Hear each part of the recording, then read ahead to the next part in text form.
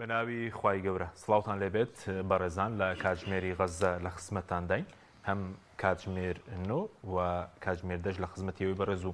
خۆشەویست دەداین بۆ قسەکردن لەسەر جینۆسایدی غەزە و داهاتووی قەوارەی زایۆنی دیارە هێرش و پەلامارەکانی قەوارەی زایۆنی بۆ سەر خەڵکی غەزە بەردەوامە و پەیامارەکان هەر لەمڕۆ نزیکەی 50 شەهید هەبووە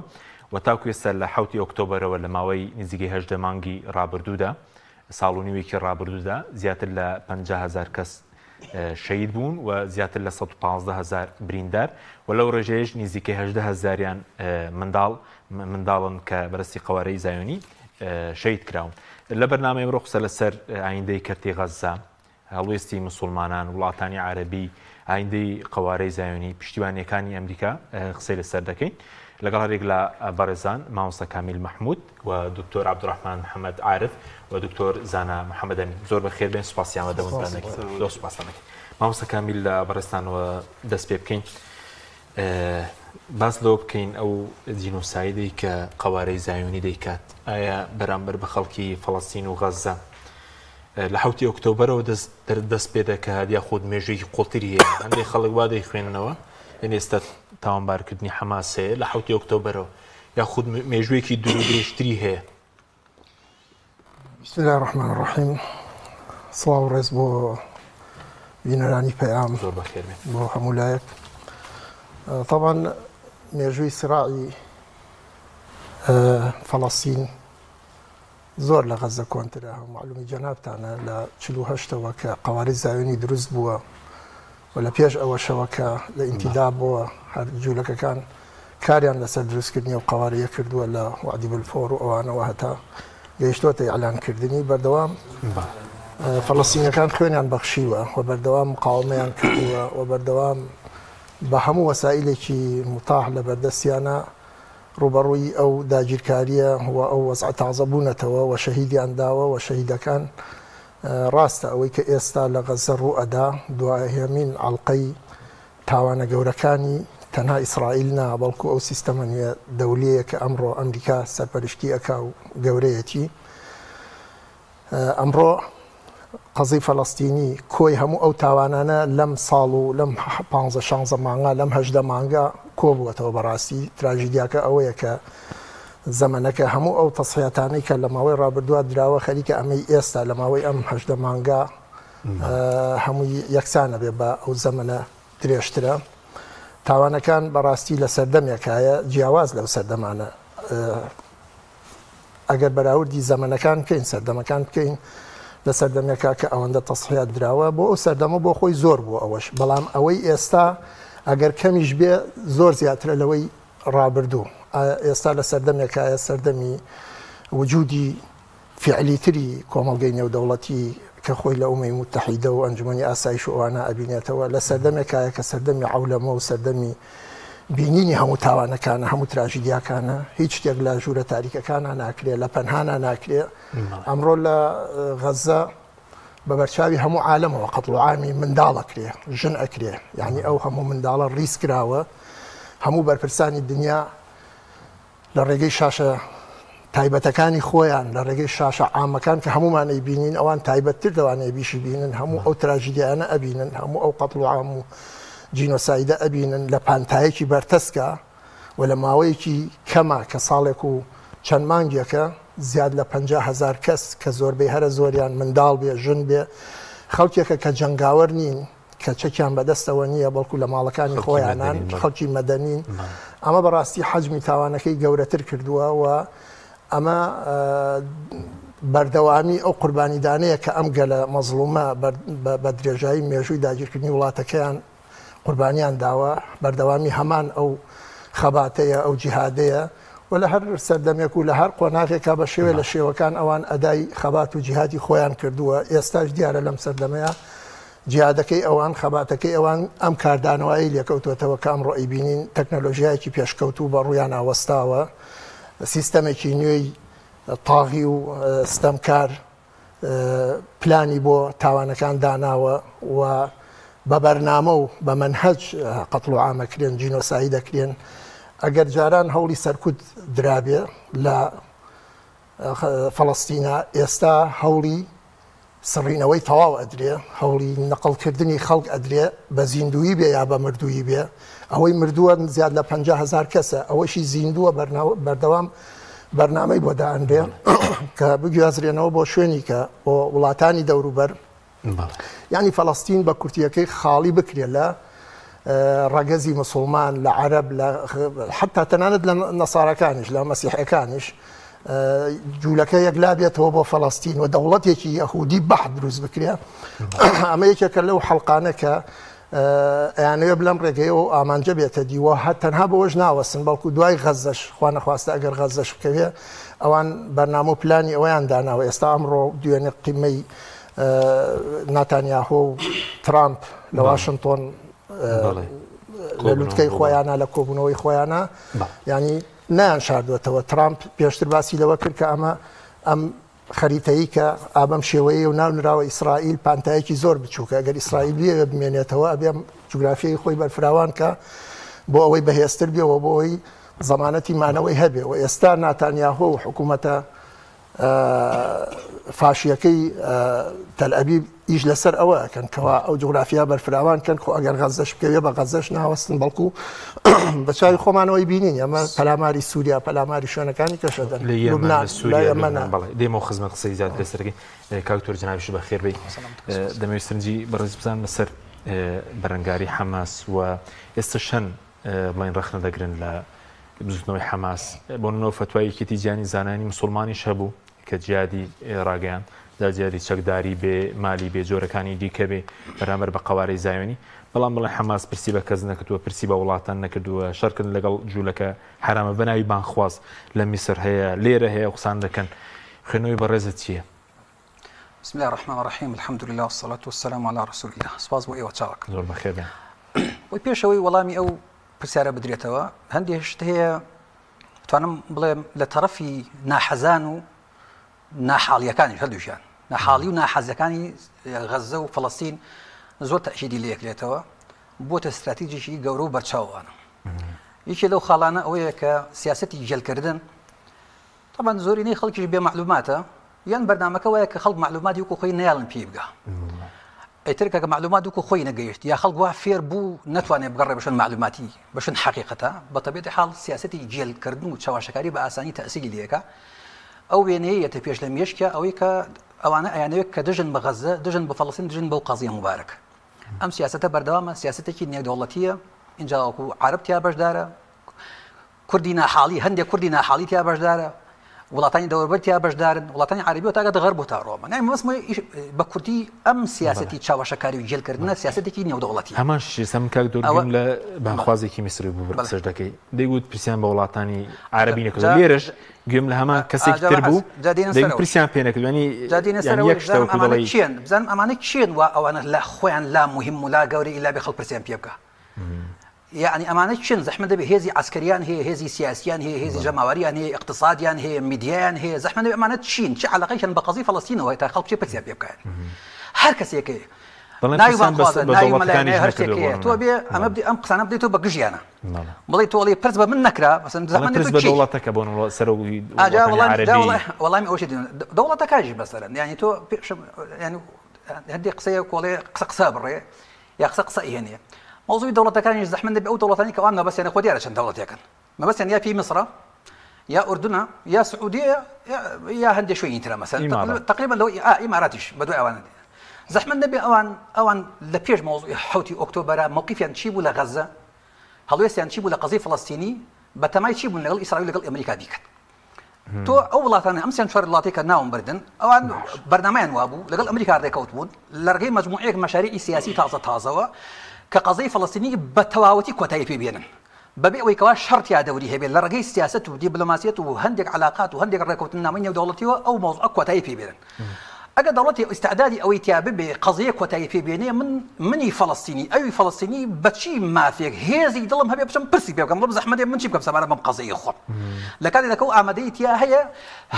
هەموو هەچی خەرجی مادی و معنەوی هەیە بە دەیان ملیار دلار سەرفەکە لە پێناوی کەم قەزەیە کۆتایی پێبێنێ هەموو شتێکە يعني همو شتێکا بۆی کەوا يعني هەموو سنوورێکی شەرعی ئەخلاقی قومی ئینسانی ئەبەزێنێ بۆ خاطری قەزەکەی تۆ کۆتایی پێ بێنێ ئیتر بەچی يعني بەچی عقلێکەوە بەچی منطقێکەوە من گەلەی بکەم تۆ کاکە پرس بۆ وڵاتانە ناکەی ئەوە بەلاو مهمە خاڵێکی تر ئیجازە فەرمووی جەنگی دەرونیە ئەمە بەشێکە لەو جەنگە دەرونی کە لەسەر خەڵکی مسلمان کۆمەڵگەی مسلمانەوە کۆمەڵگەی مسلمانەکە چی بەوانەیە کە جێل ئەکرێن چی بەوانەیە کە جێل نابن تێگەن لە مەوزوعات جەنگی دەرونیە هەردووکیان لە ڕاستیان جەنگە دەرونیەکە چییە و بەرامبەر بە خەڵک جەنگە دەرونیەکە ئێستا نمونەیەکی بەسیطە بۆ دێنمەوە باشە نزیکەی نمونە خۆی وەکو ڕقم بەسیطە لا وەکو ناوەخن زۆر گەورەیە 18 مانگە غەزە ئەوە هەموو سەرئەرزی خوا دار و بەردەزانی کە چیان بەسەر هاتووە باش سیسی ئەمڕۆڵێ لەگەڵ ماکرۆنا کۆبوونێتەوە باسی ئاوادانی غەزەمان کردو کاکە تو ئاوادانی غەزە ناتوانانی قومی ئاو ناتەوێت نەک ناتوانانی ناتەوێت قومی ئاو ژەمی خواردن بگا بە خەڵکی فەڵەستین خەڵکی غەزە لە دەروازەی ڕەفەحەوە باش لە دەروازەی ڕەفەحەوە ئامادەی ئەوەی تیانی قسە بکەی لەوەی کەوام شەڕە ڕابوەستی کاکە شەڕەکە با بەردەوام بێ بەس وحشێتی تیانە بێنیان لەق کاکە ژن و مناڵ دەکوژێ بەرامبەر بە هێزێکی دار چیەکەی بیکە بەس بەرامبەر بە ژن و منداڵ هیچ نەکەی تۆ ئامادەی ئەوە تیانی ئەم دەوەرە ببینی تۆ باسی ئاوادانی بۆکەی ئاوادانی چی بابە بۆی هەستەکە ئەمە جەنگێکی دەرونی زۆر گەورەیە جا هەندێک کەسی ئەوەی کە شعوری پێیەکە ئەزانێکە يعني ئەزانێکە ئەمە ڕاستی ئەمە مشکلێکی زۆر گەورەیە ئەوەی کە بێشعورە دوول لە ڕوتان طبعا کە بێشعور لە مەوزوعات تەمان بە بێشعوری دادە بەرهەز بە مەسەلەیە ناکە بۆی لە ڕاستی جەنگێکی دەرونی گەورە لەسەر کۆمەڵگەی مسلمان هەیە لەسەر خەڵکی ئیسلام خوازێ لەسەر خەڵکی مجاهید و تێکۆشەر هەیە بەتایبەتی ئەوانە کە لە سەنگەران خاڵێکی تر ئەوەیە کە ئەم مەوزوعە يعني قسەکەی جەناب پرسیارەکەی جەناب سەری کێشەی بۆی کەوا ئەم مەسئلانە زیاتر بۆ بچووکردنەوەی حەماسە بۆ بچووکردنەوەی 7 ئۆکتۆبەرە بۆ بێنرخکردنی ئەم هەموو جیهادەی دەیان ساڵی ڕابردوو مەوزوعەکە لە 7 ئۆکتۆبەر نییە وەکو مامۆستا باسی کرد لە ساڵی 48 تا ئێستا چەندی جیهاد کرا و چەندی شەهید درا و چەندی بریندار کرا بۆ بچووکردنەوەی ئەم مەوزوعەیە بۆ بێنرخکردنیەتی ئەمانە طبعا اینجا کو دوایەوەش ئەم مەوزوعە ئەمەی کە هەیە ئەمە پرۆژەیەکی هەم ئیستیعماریە هەم ئیستیطانیە لە مەوزوعی غەزە زۆر گەورەترە يعني هەندێک کەس هەیە مەوزوعەکەی طبعا مە خطەیەکە تقریبا دەیان ساڵ تیا بەردەوام وەختی خۆی کێشەی فەڵەستین کێشەی هەموو دنیای ئیسلام بوو دوایە کردیان بە دنیای هەموو عەربی دوایە کردیان بە فەڵەستینی دوایە کردیان بە جەماعەتی یاسر عەرەفات یاسر عەرەفات شو کردیان بە باڵێک لەناو حرەکەی فەتحا مەسەلەن وردەوە دەکەندەمە ئەم مەوزوع هیچ علاقەیەک و ڕەبتێکی بە ئومەتی مسلمانە بە ئومەتی عەرەبی و بە ئینسانیەت نییە ئەمەن ئاوا لێکەدا وردەوە دەوایان لێکەدا کەئەنەما ئیتر ئەمەش بۆی لە بیرمان بەرنەوە ئەرێ باشە کاکە گرێمان ئەم قسەتان ڕاستە زەحمەنێ بۆ پەلاماری سووریادا بۆ پەلاماری لوبنانەدا بۆ پەلاماری یەمەنەدا بۆ هەڕەشە لە وڵاتانی کەیەکە بۆ بەتەمایە بەشێک لە سعودیە و بەشێک لە عێراق و بەشێک لە سووریا بگرێ و ئیسرائیلی گەورەی پێ دروستکە خۆمەندە و بەسەریح و بەڕوونی گلێن بۆ ئەڵەم لە سەرەتاوە ئەمە پرۆژەکە زۆر لەوە گەورەترە کە هەندێک خەڵک هەیە کە ئێوێ خەڵک بەجێلی بمێنێتەوە یا بەرنامەکەی وایە کەەوە خەڵک جێلکات زۆر لە مەوزوع گەورەترە ئەسڵ وایە ئێمە خەڵکی خەڵکی خۆمانی لێ ئاگادارکەینەوە ئێمە پێویستمان بە ئۆکۆڵی پێویستمان بە حەملەیەکی پێویستمان بە ئۆکۆڵی شەپۆل لە داوی شەپۆلی ڕووناکبیری و ئاگادارکردنەوەی خەڵکی خۆمانەیە ئەوانەیە بەڕاستی کە هەر جێل کراون و ئاگای لە مەوزوعەکانیە چی ئەوانش کەوا جێل نەکراون بەس هەموو سەری سەعاتی پێویستیان بۆ یەک خەڵکە ئاگادار بکرێنەوە جامو مەسەلەی پرسکردنەکە پرسکردن بە دەوڵەتانەوەوانە یا مەوزوعی فتواکە جەناب شتێک فەرموو سەبارەت بە نەو فتوایە ئەمە خوێندومانەتەوە تەمەنی بێخەبەر نین لەو شتانە یعنی هەندێک کەس هەیە زۆر حەزەکە مەلا بانخواز کادری حیزبی هەرچیەکەیە ئەوەی کە بۆ ئیسلامیشەکە زۆر کەسێکی بێخەبەر و بێئاگا و هیچ نەخوێنێت و ئاگای لەون بۆی تێبکەی ئێمە ئاگامان لەو فتوایانە هەیە هەم بە چاوێکی فقهی تەماشامان کردو هەم بە چاوێکی سیاسی تەماشامان کردو هەم بە چاوێکی کۆمەڵایەتی سیرمان کردو کاکە نزیکەی 15 خاڵ ئەو فتوایەکە دراوە فتوایەکێتی جیهانی زانایان باش ئەمە یەکێتی زانایان ئەمەی دکتۆر عەلی قەرەداغی و لەگەڵ دکتۆر فەزڵ برادا بە ناوی لەژنەی فتوا و ئیجتیهاد و فتوایان کردو نزیکەی 15 خاڵە بۆ ئەوان لەسەر خاڵ یەکەم و دووەم ڕاوەستن بەس باسی جیهاد و مەسەلە عەسکەرێکەکە باشە کاکە جیهاد مەکە باشە کابرای مەدخەلی یا کابرای ئەلمانی یا ئەوی قەومەتچی هەرچێکەیە بڕۆی بە مەسەلەی جیهاد نیە باش کاکە زۆرمان لەسەر نییە تۆ بڕۆیتە ناو جیهاد و باڵمان کاو دەکەی تۆی لێرە بی هەر باشتر چۆن عەلاقەت و مەجموعەیە هەر قسە هەیە حربی نفسی هەیە درۆ هەیە چاوەشەکاریە بەرحەڵ بە ناو جەنگ و جیهادەکەیش بەناوی کە تۆ دیفاع لە قەزیەکەکەی کاکە ماڵمە ئەوەی کە وێرانەکەی هەر لە دوور بی باش بەس لێرە بەچۆ ناو جەنگ و جیهادەکە زەحمەت نەبێت لە 15 لەو 13 خاڵی ترا مەسەلەن یەکێک لەوانە باسی چیەکە ئەڵێ غاز و پترۆل بە نەدرێ بە ئیسرائیل باشە کاکە تۆ دڵسۆزی خەڵکی فەڵەستینی باشە ئامەنا بڕوامان کە تۆ دڵسۆزی خەڵکی فەڵەستین ێ باشە بۆ حکوومەتێک کە تۆ بووی پیاوی ئەو پێ بڵێ کاکە غاز و پترۆل دەیە بۆ وڵات خۆ جەنگ نییە خۆ جیهاد نییە خۆ شەڕ نییە بازرگانی لەگەڵ ناکە باشە بازرگانی لەگەڵ ناکە یعنی بۆ نمونە کاکە سەحبکردنەوەی هەرچی سەفیر و داخستنی قونسولیات و شتانەی لا دیکەم کاکە هەڵپەساندنی داخستنی کاکە ئەم حکوومەتێک کە تۆ بڕاو پێ هەیە و سیقە و پێ هەیە و خۆ بە پیاوی ئەزانی باشە شەرەفی خۆ بەسۆ بە شەرەفی ئەو دەوڵەتەوە باشە کاکە تازە خۆ قوبوڵی کردووە بڵێ پێی زەحمەت نەبێت سەفیرەکان ئیدارەدانی علاقاتی ڕابوەسێت هەڵی سوێری مثلا باسی مسلمانانی ئەمریکاکە مسلمانانی ئەمریکا موقفتان لە ترامپ ببێ مثلا لە مەسەلەی انتخاباتە زەختی لێ بکەن کە مادەم وەختی خۆی دەنگتان پێداوە بەڵکو گۆڕانکاری بکەن لە موقفیە بۆ دیفاع لە خەڵکی مسلمانی ئەمریکا ناکە بۆ تەشجیع ناکە بڵێ خەڵکی ئەمریکا و مسلمانی ئەمریکا کاکە موقف بکەن باسی خۆی لەوانە قونوتێ باسی دوعاکردن کاکە بۆ دوعاکە لە خۆ کردو بە کڕەی شەربەت باسی دوعاکە ناکە خۆ خەڵک لە خاڵەکانی دوعاکە یعنی تۆ ئامادەنیت حتی دوعاش بکەیت حتی قونوتش بکەیت یعنی کەواتە تۆ لەناوە 15 خاڵە گرتو بە مەسەلەی عسکەریەکەوە مەسەلەی عسکەریەکە ئێمە ئیعفامان کردی چوە تۆ پیاوی ئەو مەیدانە نیت بەس على الأقل لیسانسەکەی ترە کاکە بیفەرمێنە کە تۆ پیاوی مەیدانە سپاس دەکەم دەیەوە خزمەت کاک تۆ زانە جەنابیشت بەخێر بێت ئەگەر بەڕێز لەسەر خاوەندارەتی خاکی فەڵەستین قسەمان بۆ بکەیت ینی پێش بەرنامەکە بەرازچوون یەکەم کرد دەڵێ لە ساڵی 1839 ڕێژەی جوولەکە لە فەڵەستین لە سەدا 2 بوو ئێستا بووەتە لە سەدا 50 لە خاکی مێژووی فەڵەستین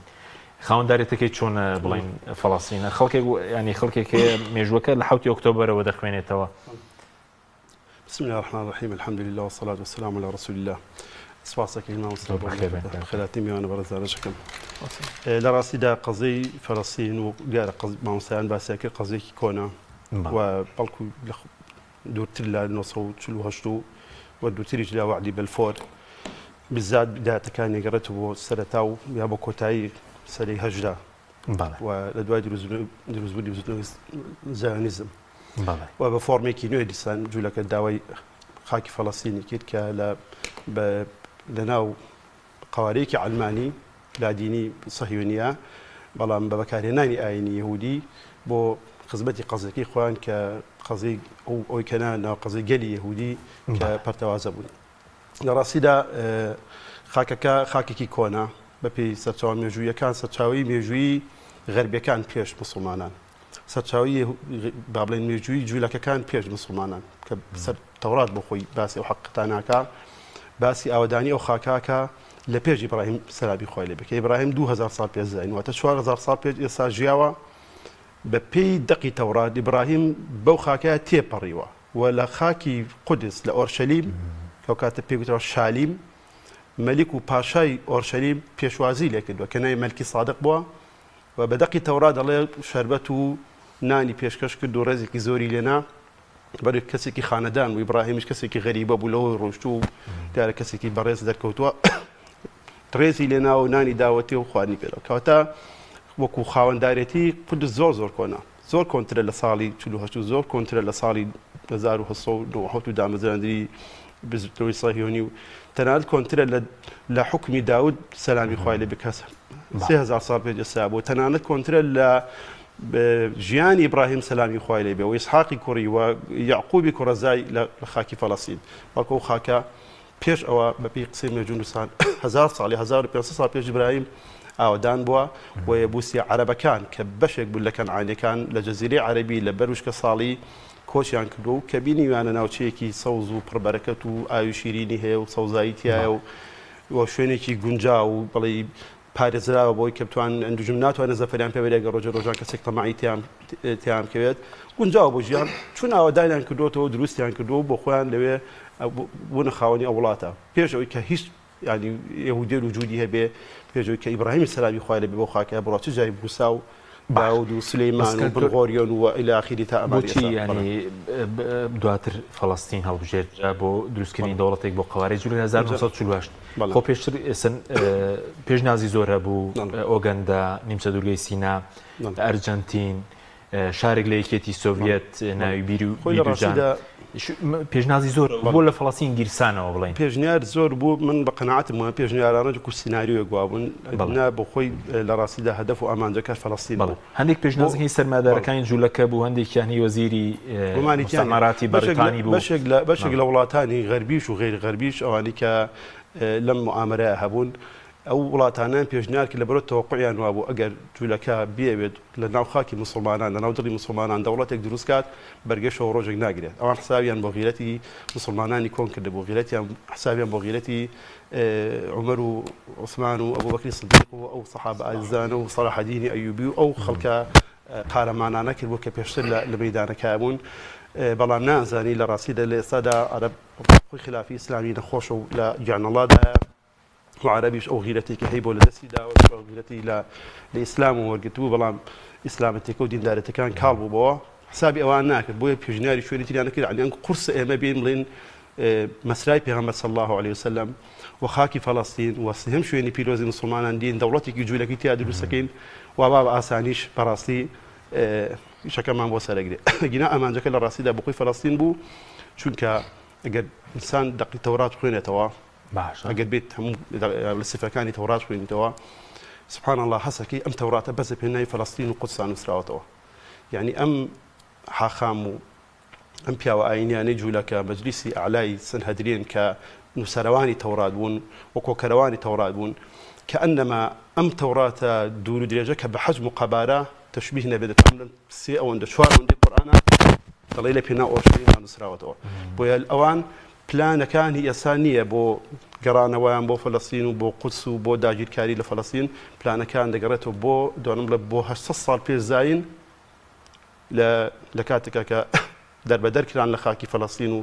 ڕاپێچ کران بۆ عێراق ئەو کاتە هەر بە خەونی گەڕانەوە 1940 خۆ هیچ بڵین خاکی کەوتویان بەدەستەوە نەبوو دوای بەڵێنی بەلفۆر وەزیری دەرەوەی بەریتانیا 1970 دواتر لە 1940 کە بڵێن وردەورە تا ئەو کاتە کۆچیان کرد بۆ فەڵەستین بەس ئێستا خۆ لە 150 خاکی فەڵەستینیان بڵین لە 190 خاکی فەڵەستینیان داگیر کردووە کەناری خۆراوەش هەژمارکەی وایە یعنی ڕەنگە لە 102 غەزە مابێ کە داگیر نەکراوێ لە ڕاستیدا ئەوان دواوی کە دەربەدەرکران لە خاکی فەڵەستین لە پێش زاین بۆ خوزنەسری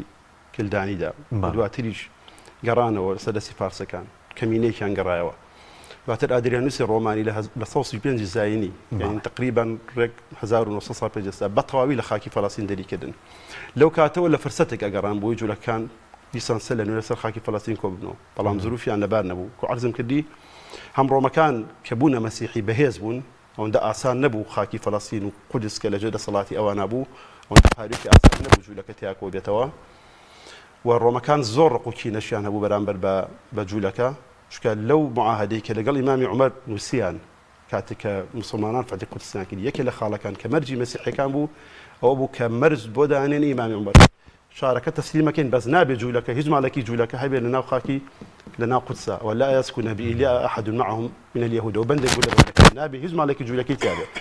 و دواتریش کە مسلمانان هاتە سەر ساحەکە دیسان وەکو عەرزم کردی مسلمانان زۆر بەهێز بوون هیچ ڕۆژێ لە ڕۆژان زاتی ئەوان نەکردو جوولەکە بیر لەوە بکەنەوە وەکو حکم وەکو دەسەڵات وەکو تەجەموعی سیاسی بێنەوە لە خاکی فەڵەستینە وجودیان هەبێت هەتا فرسەتیان هێنا لە دیارە ئێستا ژمارەکان زۆر بوو ئێستا ژمارەی جوولەکە گەیشتە 6 میلیۆن فەڵەستینەکانیش 7 میلیۆن ینی 2 میلیۆن لەژێ کۆنتڕۆڵی جوولەکەدا یعنی 7 میلیۆن لە دەرەوە سەبەبەکە وەکو عەرزم کردی لاوازی مسلمانان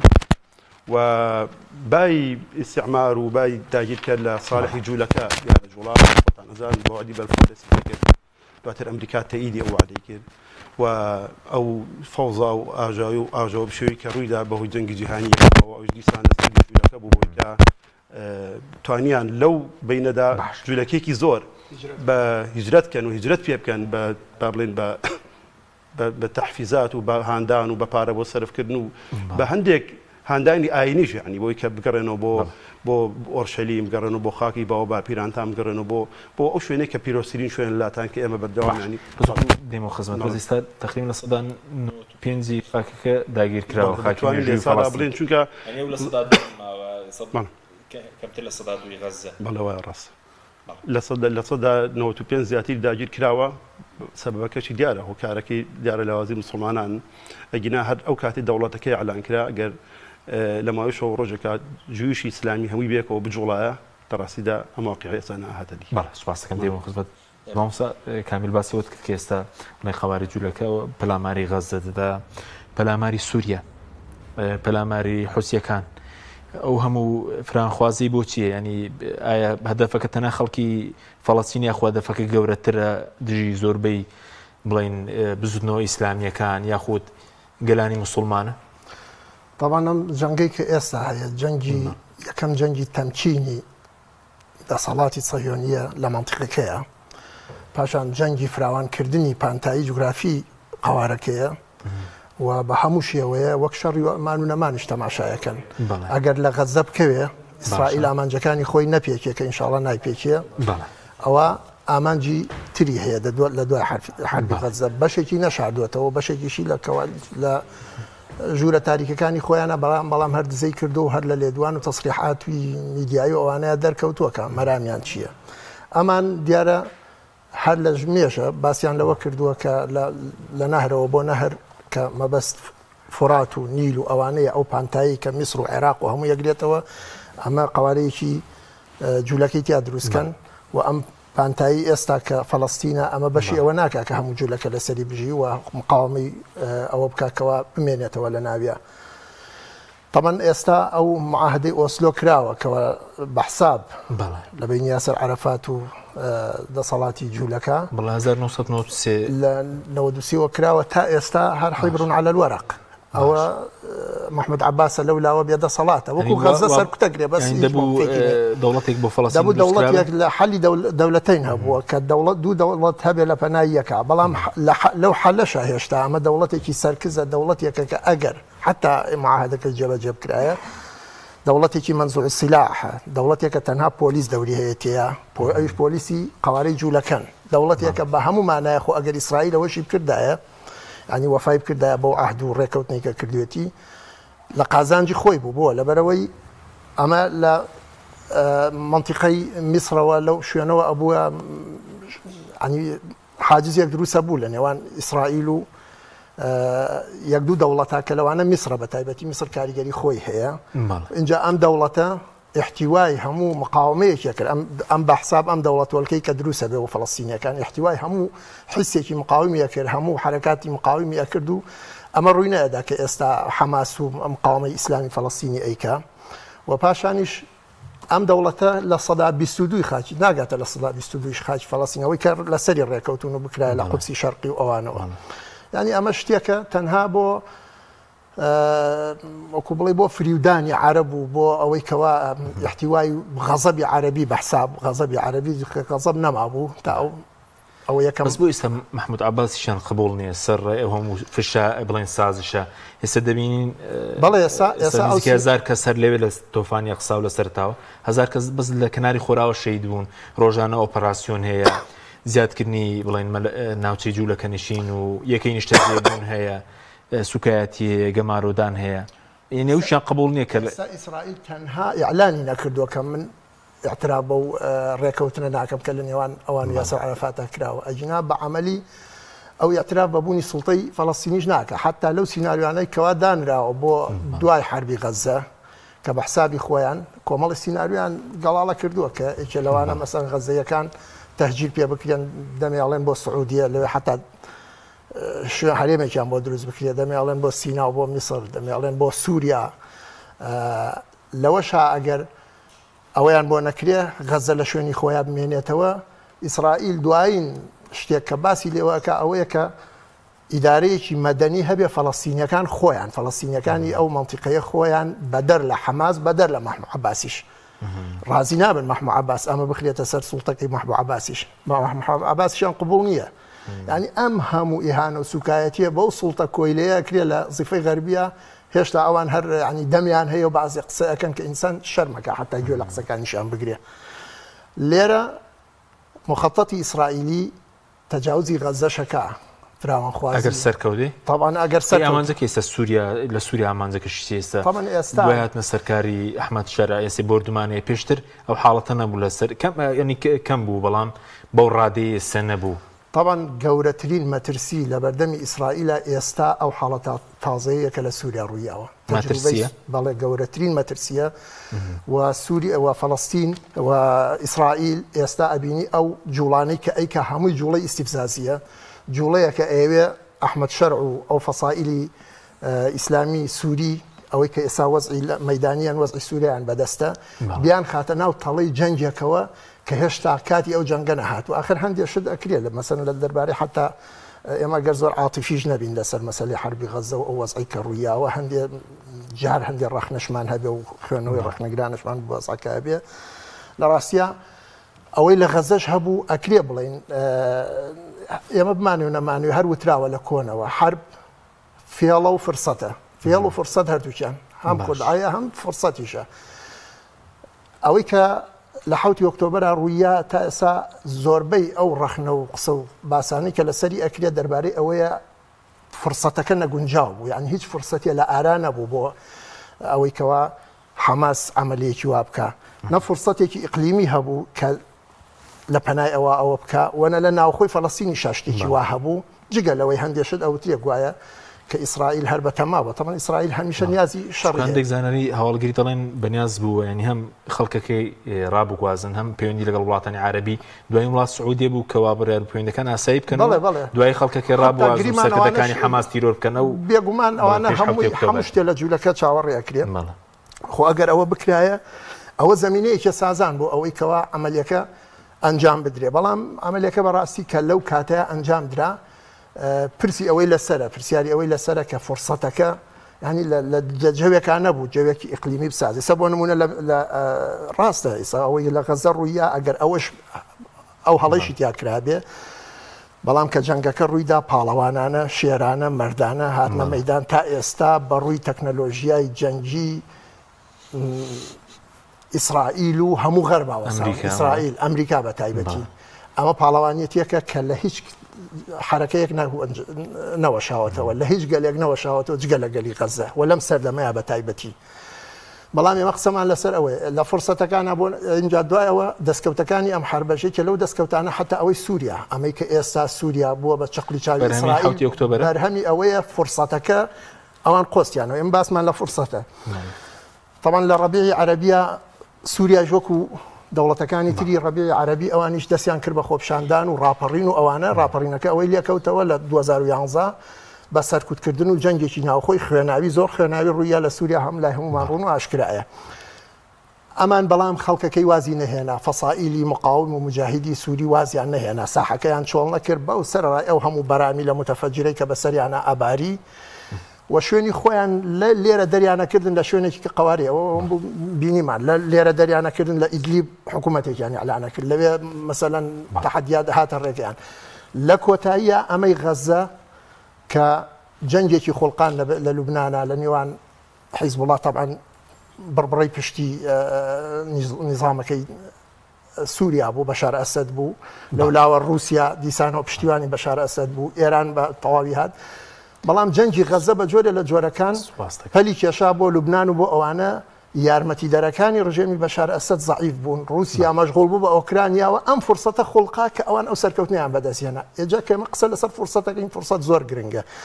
ئینسان هەر حرەکەتێکی مەیدانی استراتیژی کرد ئەبێ بگەڕێ بۆ فرسەتێ لە فرسەتەکە ئەوە بکاوەکو ئەوەی سووریەکان کردیان تەنها ئەم خاڵە هەیە کە هەندێک کەس ئەیقۆزێتەوە سوئی ئیسرائیلیەکە دێمە خزمەت کاکتۆر سەبارەت بە هاوسۆزی بۆ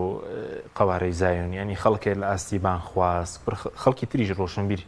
تەسێنی جۆرێک لە هاوسۆزی هەیە ینی یاخود زۆر جار ینی ڕەنگە قسەیەکی سۆز عاتیفی لەسەر کورد بکەن بڵێن یارمەتی کوردەکان دەدەین و لە کاتێکە بڵێن تاوانی زۆریان کردووە دارسپێنانی شۆڕش لە دەستگیرکردنی عەبدوڵڵاوە جەلانە لە زۆر قۆناغیتر لە ڕیفراندۆمەکە خوێنەوەی بەڕێزت چییە بۆ ئەوانە؟ وڵی جارێ ئەوەی کە مهمە ئەکرێ ئەم قسانی کە من عەرزیەکەم تۆزێک تەواوکەری ئەوانی ڕابردوو بێ باش وهروە وەڵامیشە بۆ ئەوی جەنابوو مەسەلەی شۆڕش هەڵبژاردننی انتخابات و پەرلەمان و ئەو شتانە نییە تۆ بچی ڕایۆشکەی بە خەڵک بڵێ ڕەزەحمەند نەبێ خەڵکی نەیە و ئامادەیتان هەیە مە شۆڕش بکەین لە کاتی دەکەمە خاکمان داگیر کراوە ئینجاوەکو لە ژێر سیستەمێکی زۆر زۆر گەورەیان یعنی بۆ نمونە وەختی خۆی ڤێتنامیەکان کە بەرامبەر بە ئەمریکیەکان ڕاوەستان پرسیان بەکێ کرد مەسەلەن لەکوێ کۆڵێ ڕاپرسی جەنگە لە ناو میلەتی خۆیان بڵێ ئەرە خەڵکی وە ڕازین بەرامبەر بە ئەمریکا ڕاپەڕیان ڕازینی شۆڕش لەحزەیەک وەکو مامۆستا باسێک لەحزەیەکی تاریخی کە پێش لەو لەحزە تاریخیە دەستی خۆنەوە شەنی تیاچی خۆشی تیاچی میلەتەکەشی تیاچێ دواییش هیچ وەڵامێکە پێ نییە ئەوی دوو لە ڕۆژ ئەبی ئەبی پەنی تاریخ ئەفغانەکان کاتێک کە بەرامبەر بە یەکێتی سۆڤێتی ڕاوەستان زەحمەند دەبێ ینی کەی فرسەتی ئەوە بوو یەکێتی سۆڤێت هات وڵاتی داگیر کردووە کەی فرسەتی ئەوە هەیە کەی عەقڵ و منطق ئەوە پێڵە بڵێ زەحمەند دەبێ کاکە پرسکە بە خەڵک بزانن خەڵک ڕازێک تۆ شۆڕش بکەی شۆڕش نەکەی کاتێک کە فەڕەنسیەکان دژی ئەڵمانەکان لە حربی عالەمی دووەمەوە سەنەکە شەڕیان کرد فەڕەنسیەکان دەکوێت زەحمەند دەبێ سندوقی انتخاباتیان دەیان بڵێ خەڵکی فەڕەنسا ئەوەی کە ئێستا ئیدعایەکەن دیموکراسی و نازانم مافی مرۆڤ و دەنگدانەوە تا ڕۆمان دەکوێت زەحمەند نەبێ خەڵکیان کۆکڕێ بڵێن کاکە ئێوە ڕازین بە ئەڵمانەکان ڕابوتمەرە بە نازیەکان یا ڕازینیان ڕازینین مەسەلەی شۆڕش لەحزەیەکی تاریخیە ئەنجاوەکو دەست پێشخەریە ئینجاکو فریاکەوتنە ئیرادەیە ئیمانە قەناعەتە جورئەتە ئازایەتیە مەردایەتیە پیاوەتیە پرۆژەیە سیاسەتە استراتیژی هەتاڕۆ بەسکە ئادەمانە بە کەمینەیەکە کرێ يومان نمالي كميني ناو كمينة أوان مجموعة خلقية كبرال كشورة دس بيوكن دعاء ورده وده خلق بيت خاوني خلقي تربازني كم ودوام ودام وبنجهم بودروس بيوان موضوعی فەڵەستین ئەبەو شۆشکە مەسەڵەی 7 ئۆکتۆبەریش ئەچێتە ئەو دایرەیە وە لە ڕاستیە مامۆستا شتێکی فەرموو لە دەستدانی فرسەت و وەکۆڵ ئێمە کورد شتێکە ئەمە فرسەت کوژی هێل ناو کووردا فرسەت گیریش هەیە هەردووکیان ئێمە هەندێک هەر لە تاریخی خۆمان ئەگەر تەماشاکەی چی ئیسلام خوازان چی حتا ئەلمانیەکانش هەندێک فرسەتی تاریخی هاتووەتە پێشەوە کورتیا وەکۆڵ ئیمتیازی هێناوە لە فرسەت کوژیە خەڵکی ئیسلام خوازی تا ئەنازێک لە هەندێک شتێک لە ڕاستیەمە وەکۆڵ ئیمتیازمان هێناوە هەندێک کاتە ئیمتیاز بەرەو ژوورە لە فرسەت کوژیە بەس لە فرسەت گیریە کەم جار سەرکەوتوو بینتیە ئەوەش ئەوەی مراجعی خۆمان کرد بزانین بۆی فرسەت گیردین و بۆی فرسەت کوژین ئاجا ئەمەی بەراوردی نێوان سووریا و بەراوردی نێوان 7 ئۆکتۆبەر پێدەشێ بەم ڕۆ بێت وەکڵ ڕوند هەستەکەم ینی منطقی ترە ئەوەی کە 7 ئۆکتۆبەر کە ئەو لەحظە تاریخی کە دەستیان تیاوەشان لە بەرەو ژیان بەرەو نەمانەچوو ینی قەزێکە بەرەو نەمانەچوو بەپێ ئەو پرۆژەی کە هەموو دنیا ئەوەی کە خەڵک عەقلی بە متابعی کرد دەزانێ بەرەو نەمانی قەزێک پەیوەندی لەگەڵ ئیسرائیل بەرەو نەمانەچوو ویستیان بڵێن بە هەموو عالم مماوی بڵێن بە هەموو عالم ئەو قەزەیە ماوە ئەم خەڵکەکە ماوە ئەگەر شەهیدێکی زۆر بریندارێکی زۆریش بدرێەوە ئەمەی سووریا ژیان دەرگایان لێکرایەوە بۆ بژی ئەجیان خۆ لە ئیدلی باوەختەوە قدرابوو مانیانمان نەبوو باسی بەناو مابوون بەس خوا دەرگایکی کردەوە ئۆکرانیا و نازانم چی و حیزب الله و ئێران و مجموعەی گۆڕانکاری گەورە ڕوویدا لەحظەکی تاریخی هاتە پێشەوە توانیان هەوڵی ئەو بن کە وەکۆڵێ ژیانیان دەستکەوێتەوە یعنی فەڵستینەکان لەوا بوو ژیانیان لە کیس بچێ و بسڕێنەوە لە تاریخ و لە جوغرافیایشە ئەمان بەعکسەوە خوا دەرگای کردەوە بۆی بێنە ناو تاریخ بێنە ناو جوغرافیا جارێکی تر ئەو فەرق ئەم بە لەحظەیەکی تاریخی دەستی خۆی وەشان بە نەتیجەیە گەیشت نتیجەیە گەیشت ئەوەی کە جەناب باسیەکەی کە هەندێک کەس هەیە جەناب تاکید لەوە کرد کە هاوسۆزیوان القەوارزین مەسەلەی هاوسۆزی ینی من زۆرم پێ سێرە ئەوانەی کە تا ئێستا ئەوانەی کە من متابعەم کردەوە ئەوەی کە هاوسۆزی ئیسرائیلە ئەم مەجموعە خەڵکە باشە یان جوولەکەیە طبعا لە هەموو دنیا تەمە زۆرینی جوولەکەن زۆرینی کەمینێکی لە ئەمریکا ئاژین هەندێک شوێنی ئاژین ڕاستە ئەوان دەژی سایبرێت یان جوولەکەیە یان ئەوان کەوا حقدێکی بەناوی قەومیەت و حقدێکیان بۆ دروست بەرامبەر بە ئیسلام هەر حرەکەتێکی ئیسلامی بێت لە دنیا و دژایەتیەکەن باش قوربان یان ئەوانن کەوا لەگەڵ پرۆژەی ئیسلامی هەر ناگونجێت وەکو ئەلمانیەکان جا ئەلمانی کوردی ئەلمانی عەرەبی هەر شوێنێکی تر هەیە یان ئەوانە کە ئەسڵان هەر کۆڵێ حاڵیبوونێکی ڕوونیان نییە بەتایبەتی خەڵک ئەو کۆڵێ خەڵکە ڕەشوچەکەی خوارەوە کە بەرچاوی ڕۆشنی کە معلوماتی نییە لە خۆی قسە فڕێدات لە خۆی حکومەتاوانە دەیبرا ئینجا لەگەڵ مەجموعەی خەڵکی ترە کە فعلا پیان وترێ بانخواز یا پیان وترێ مەلا یا هەر ناوێکی تریان لێنەی ئەمانە فعلا لەبەر ئەوان بەخۆیان بزان یا بەخۆیان نەزان ئیقرار بکەن یا ئەتراف نەکەن ئەوان لەناو کەچونە ناو سیستەمێکەوە سیستەمێکی سیاسی هەیە لە ناوچەکە پشگیری سیاسەتی ئیسرائیلەکە پشگیری سیاسەتی ئەمریکاکە بوونەتە بەشێک لەو سیاسەتە بوونە بەشێک لەو واقعە ئەمانش ئەگەر ئەوان لە ڕێگەی چەک و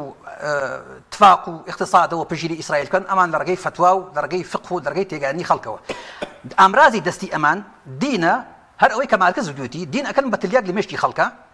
ئەمە ئەگەر قسەکەی مارکز بێنی لێرە لەمرا لە ڕێگەی ئەو هەندێک مەلایەوە کە چونەت ناو پرۆژە سیاسی ئیسرائیل و ئەمریکاوە ئەگەر ئەمە بکەیتە پێوە لەوەی ڕاست بە قسەکەی دین ئەگەر بەم شۆشقڵی بێ خەڵک لێ بکەیتە خەڵک بڕای بە قەزەی خۆی نەبێنێ کە قەزەی توێ بڕای بە پرۆژەی خۆی نەبێنێ بڕای بە استراتیژی خۆی نەبێنێ اینجا یەک نقطە هەیە بالنسبة ئێمەوە زۆری ئێمە کۆڵێ قوڵتر بینی لێ بکەینەوە استراتیژێکی قوڵ هەیە استراتیژی گەورە هەیە هەم ئیسرائیل تەبەنای کردووە و ئەمریکاش کردوێتی استراتیژیکە ئەوەی کە تۆ دائیماً وا خۆ پیشاندی کە تۆ دوژمنێکت هەیە یعنی دوژمنێکت هەیە لە کەمینایە بۆ تۆ کێشە بۆ دروستەکە ڕقی بەرامبەر تۆیە ئەمەی کە نایان بۆ ناوی ئیسلامی سیاسی ئەو کە ناوی ئیسلامی سیاسی ئەلمانیەکان هەمووی مەگەر کەمێکی نەبێ قەومەتیەکان هەمووی مەگەر کەمێکی نەبێ ئەوەش کە سوڵتە و دەسەڵاتی سیاسی بەدەستە لە منطقەکە ئیسلامی سیاسی شتێکیان ناو ئیسلامی سیاسی تام خۆ معنای ئەوە نییە کە ئیسلامی اقتصادیان قبوڵە من دڵنیام ئیسلامی اقتصادیشان قبوڵ نییە ئیسلامی کۆمەڵایەتیشان قبوڵ نییە ئیسلامی عسکریشان قبوڵ نییە ئیسلامی تاریخیشان قبوڵ نییە بەس ئیسلامە سیاسیکردنتە عنوانێک کە ئەنەما دوژمنێکی بەردەوامیان هەیە هەم بۆ داخل بۆ ناوخۆی خۆیان بە ناو وڵاتە بڵێ کە دوژمنێکمان هەیە بێ فرێ خۆمان بکەین هەم بۆ ئەمریکا و ئەوروپا و ئیسرائیلش کە بڵێ کە دوژمنێکی هاوبەشمان هەیە ئەم استراتیژە قوڵە ئەبێ لە عکسی ئەمە ئەم جملەی ئەخیرم بۆ نسبەت خۆمان بەنسبەت خەڵکی ئیسلام خواز کۆمەڵگەی مسلمان گشتی ئەوە ناکە خەڵک لەناو حیزبێکی زەمیێتەوە باسی ئیسلام خوازە بەوە هەر کابرایەکی نەخوێنەوەر لە بازارە کە حەڵاڵ و حرام هەیە ئیسلام خوازە باتو لە بجێیکەیتەوە ئەبێ استراتیژێکە بێ ئەبێ ئێمەش بگەینە ئەو ئاستە بزانین کێ دوژمنی ئێمەیە نەترسین لەوەی کەوا باشە قورئان کاتێکە فەرمێ لتجدن أشد الناس عداوة للذين آمنوا اليهود زحمة نبي حرم آيات فقط بس صدان آياتي كناكم بو ملانك بجري بروجي إسرائيلي وأمريكا كان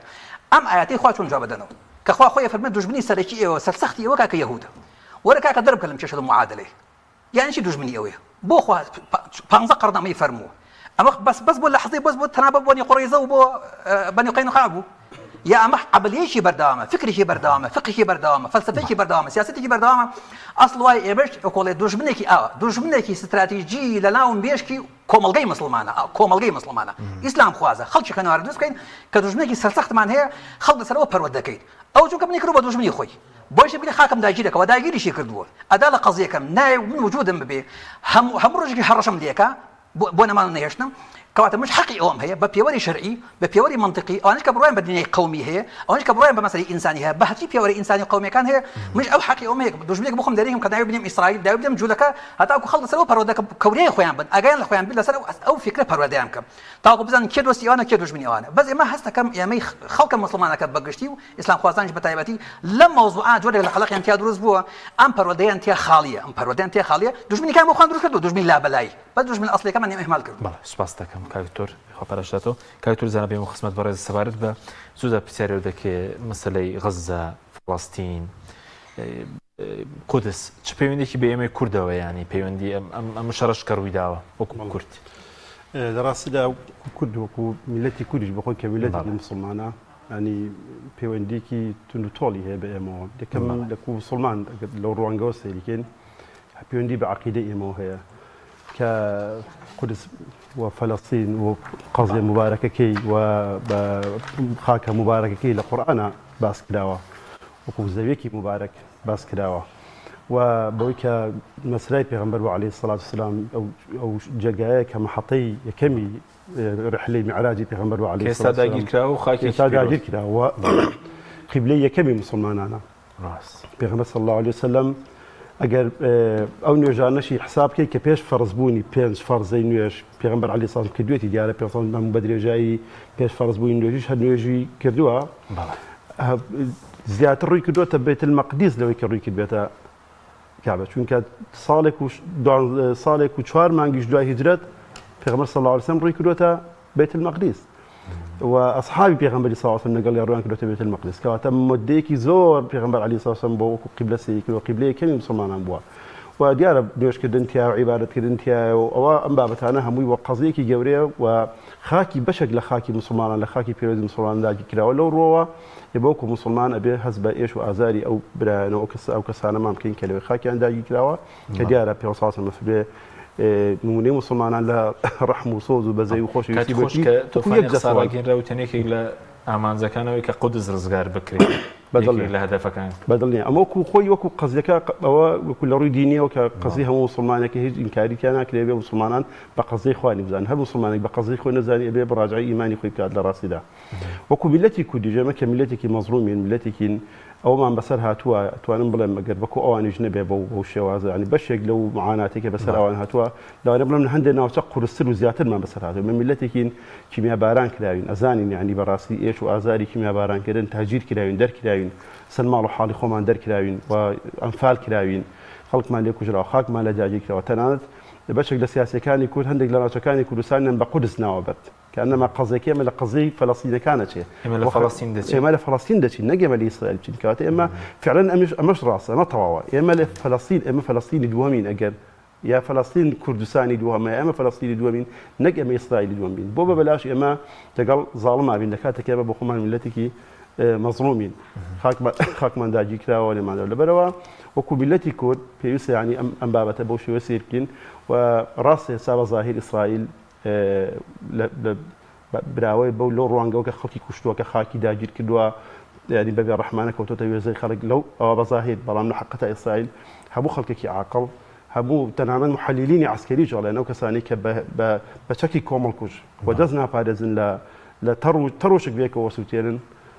لە شەڕەکاندا لە جێگەکاندا ئەگەر چی بەظاهری سەرکەوتو بن خاکیش داگیر بکەن لەڕاستی داوانە بەزیون دا پێویستە خەڵکی کورد بەتایبەتی خەڵکی سیاسی کورد خەڵکی قەراربەدەستی کورد تۆزێ دووربین بۆ بابەتەکە بڕوانێ قەزیەکەی خۆی قەزیی کوردستانی قەزیی خاکەکەی قەزیی وڵاتەکەی قەزیە گرنگەکەی نەکاتە بەسەری تریشۆ لە باپیرە گەورە ماس سوڵتان سەلاح الدین هەر دابەسترینەوە بە فەڵەستین بە غەزە بە قودس ئەمەش ڕوانگەیەکی مهمە ئێمە یەکێک لەو کەسایەتی گەورانەی مێژوو کە بەڕاستی جێگای مەفخەرەیە بۆ کورد صلاح الدين ايوبي هالمشكل صلاح الدين ايوبي باسكريت يعني لقال قدس وكل لازم وملزوم يكريان لها هاتوا يكسر انسان خال ايشته هو قدس بس دمانك ذاك قدس وكو ارسال لمحنتها ابوا وصليب كاني او كات النصراني ونجول كانون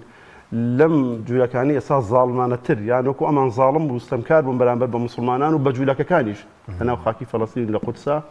هاتنو اولاته واخا كان داقي كرد وهشتا صال او خاك لجر نيرو لجر بابلين وصالي او انا ابو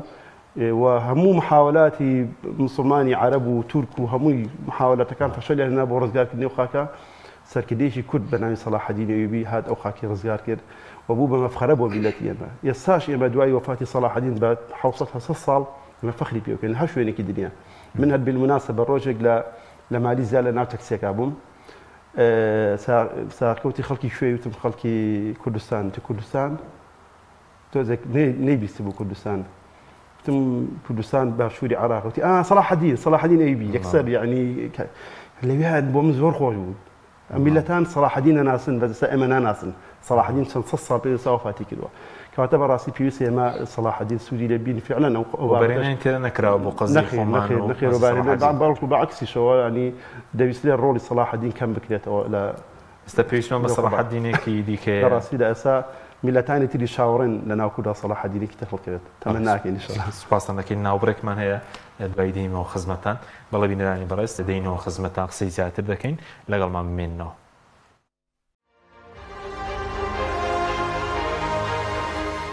جاركتر سلاوتان لبيت برزان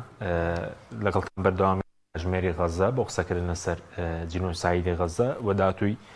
قواري سايوني ما وسكمل بمخزمت برز اگر كومنتي كتب سوارد بمساله كردو اسرائيل مساله هاوسوزي دواتريش لسر فتوى كتي يعني زاناي مسلمان كاريجري دبي وفتوى طبعا لا باشا اوي كردو اسرائيل مالا اما زور جار اقصانا من كردو كوتو معنا اسرائيل ئامانجی استراتیژی خۆی هەیە لە ناوچەکەیە و ئەو ناوچەیەش کە کەمینەکانی تایە وەکو کورد یا پێکهاتەی تری تایە کە نەتەوەی بندەست لەگەڵ نەتەوەی سەردەست ئاژی وەکو ئێمە و لە عێراقا لە سووریا کورد لە تورکیا لە هەر شوێنێک یا لە ئەفریقیا لە مەغریبی عەرەبی ئەمازیغ و پۆلیساریۆ و ئەمانە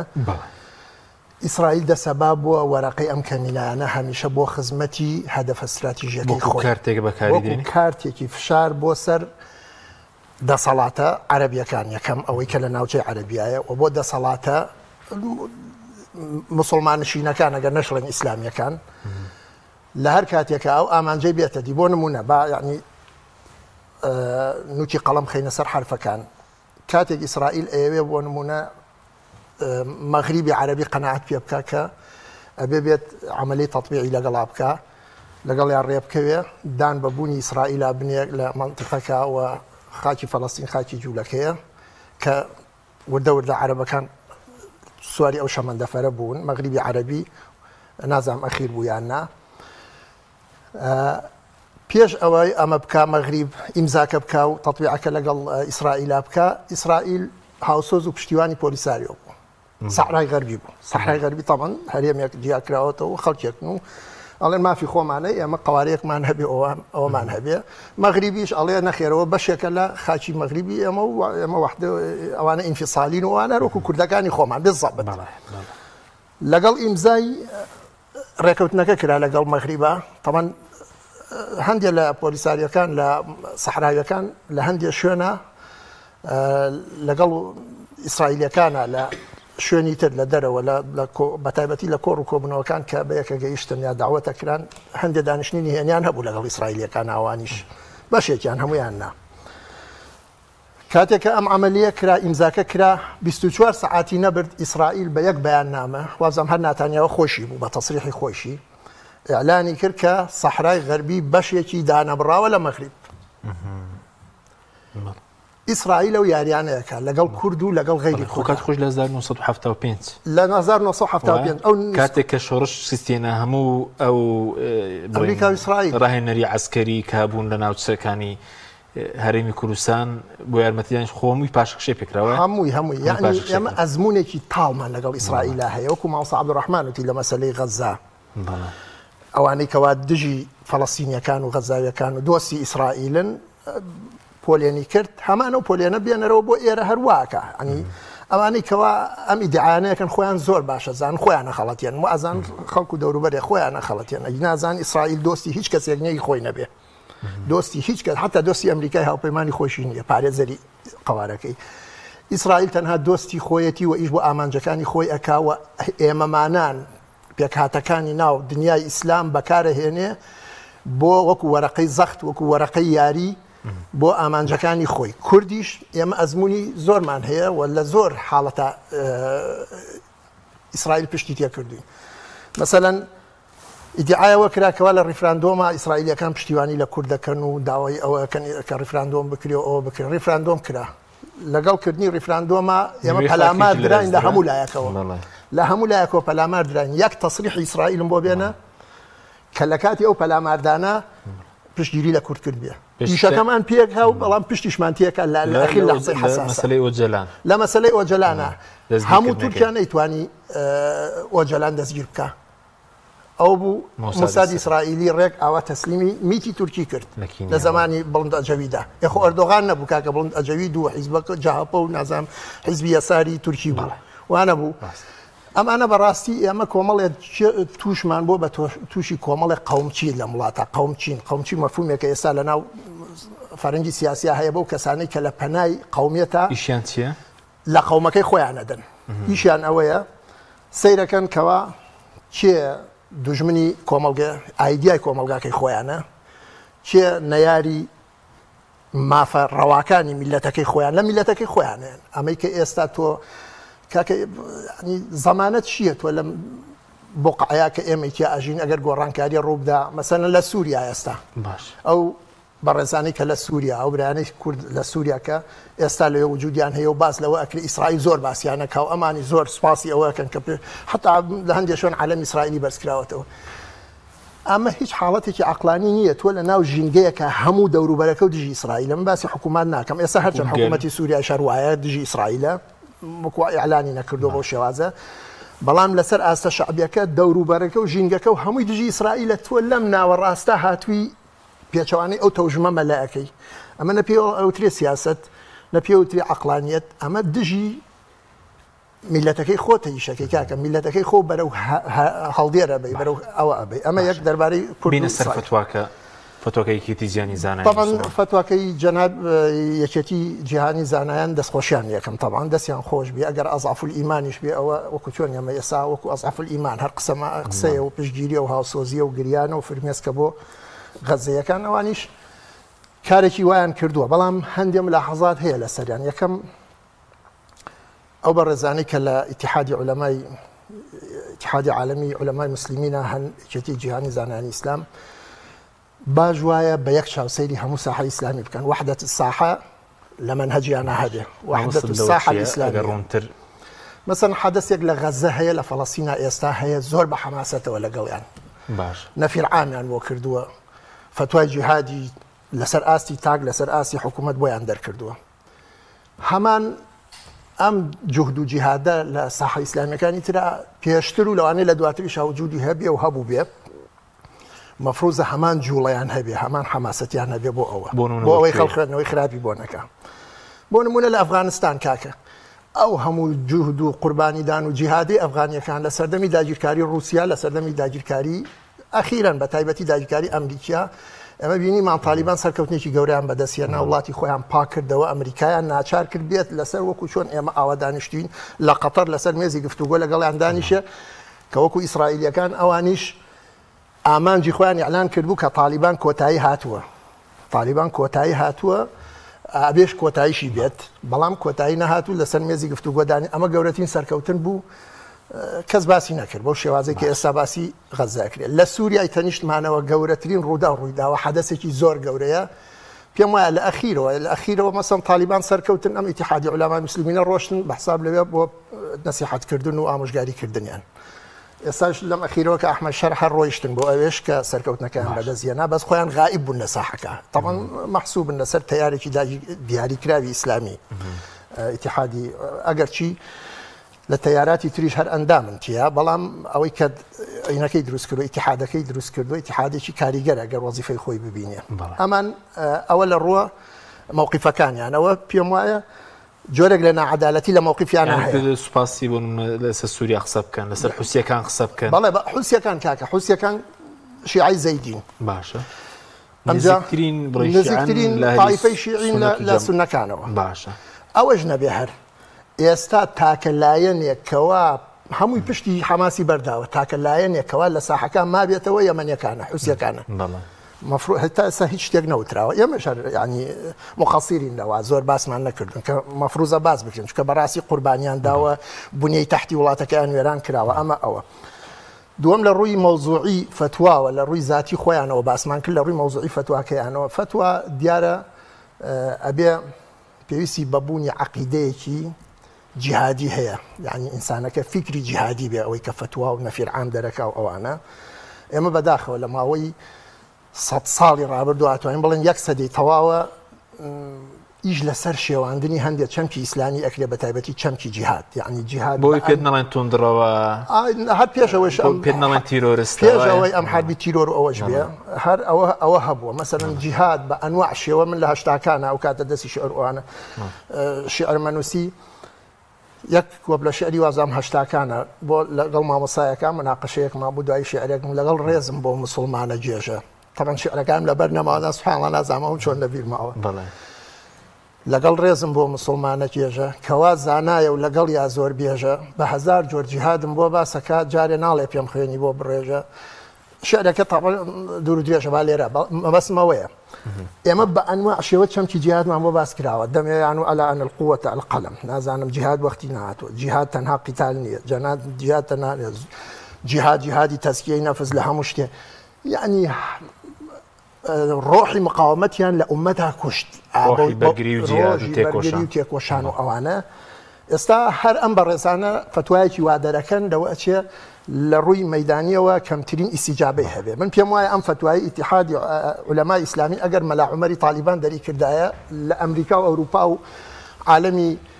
عربی و لە هەموو لایەکۆ خەڵ ڕوویە کردەوە شوێنەی کە ئەوان دیاری ئەەکەن ئەگەر ئەحمەد شەرع و فتوایە دەرکردایە بیت ئەفریای سووریا بکەون و نەفیر عامێر لەسەر موسڵمان پێویستە هەمووی بۆ لەبەرەوەی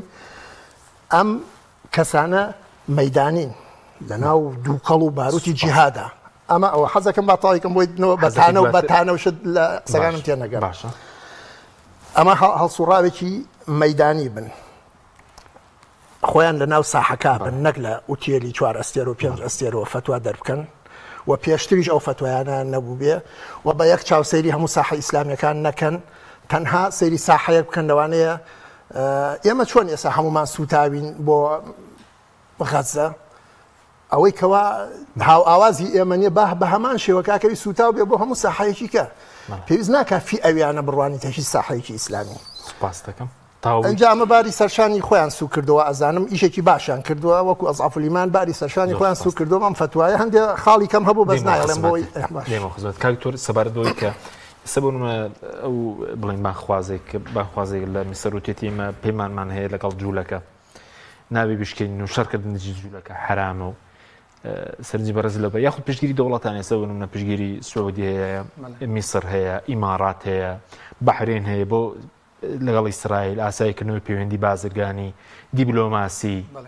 دژایەتی حەماس خۆی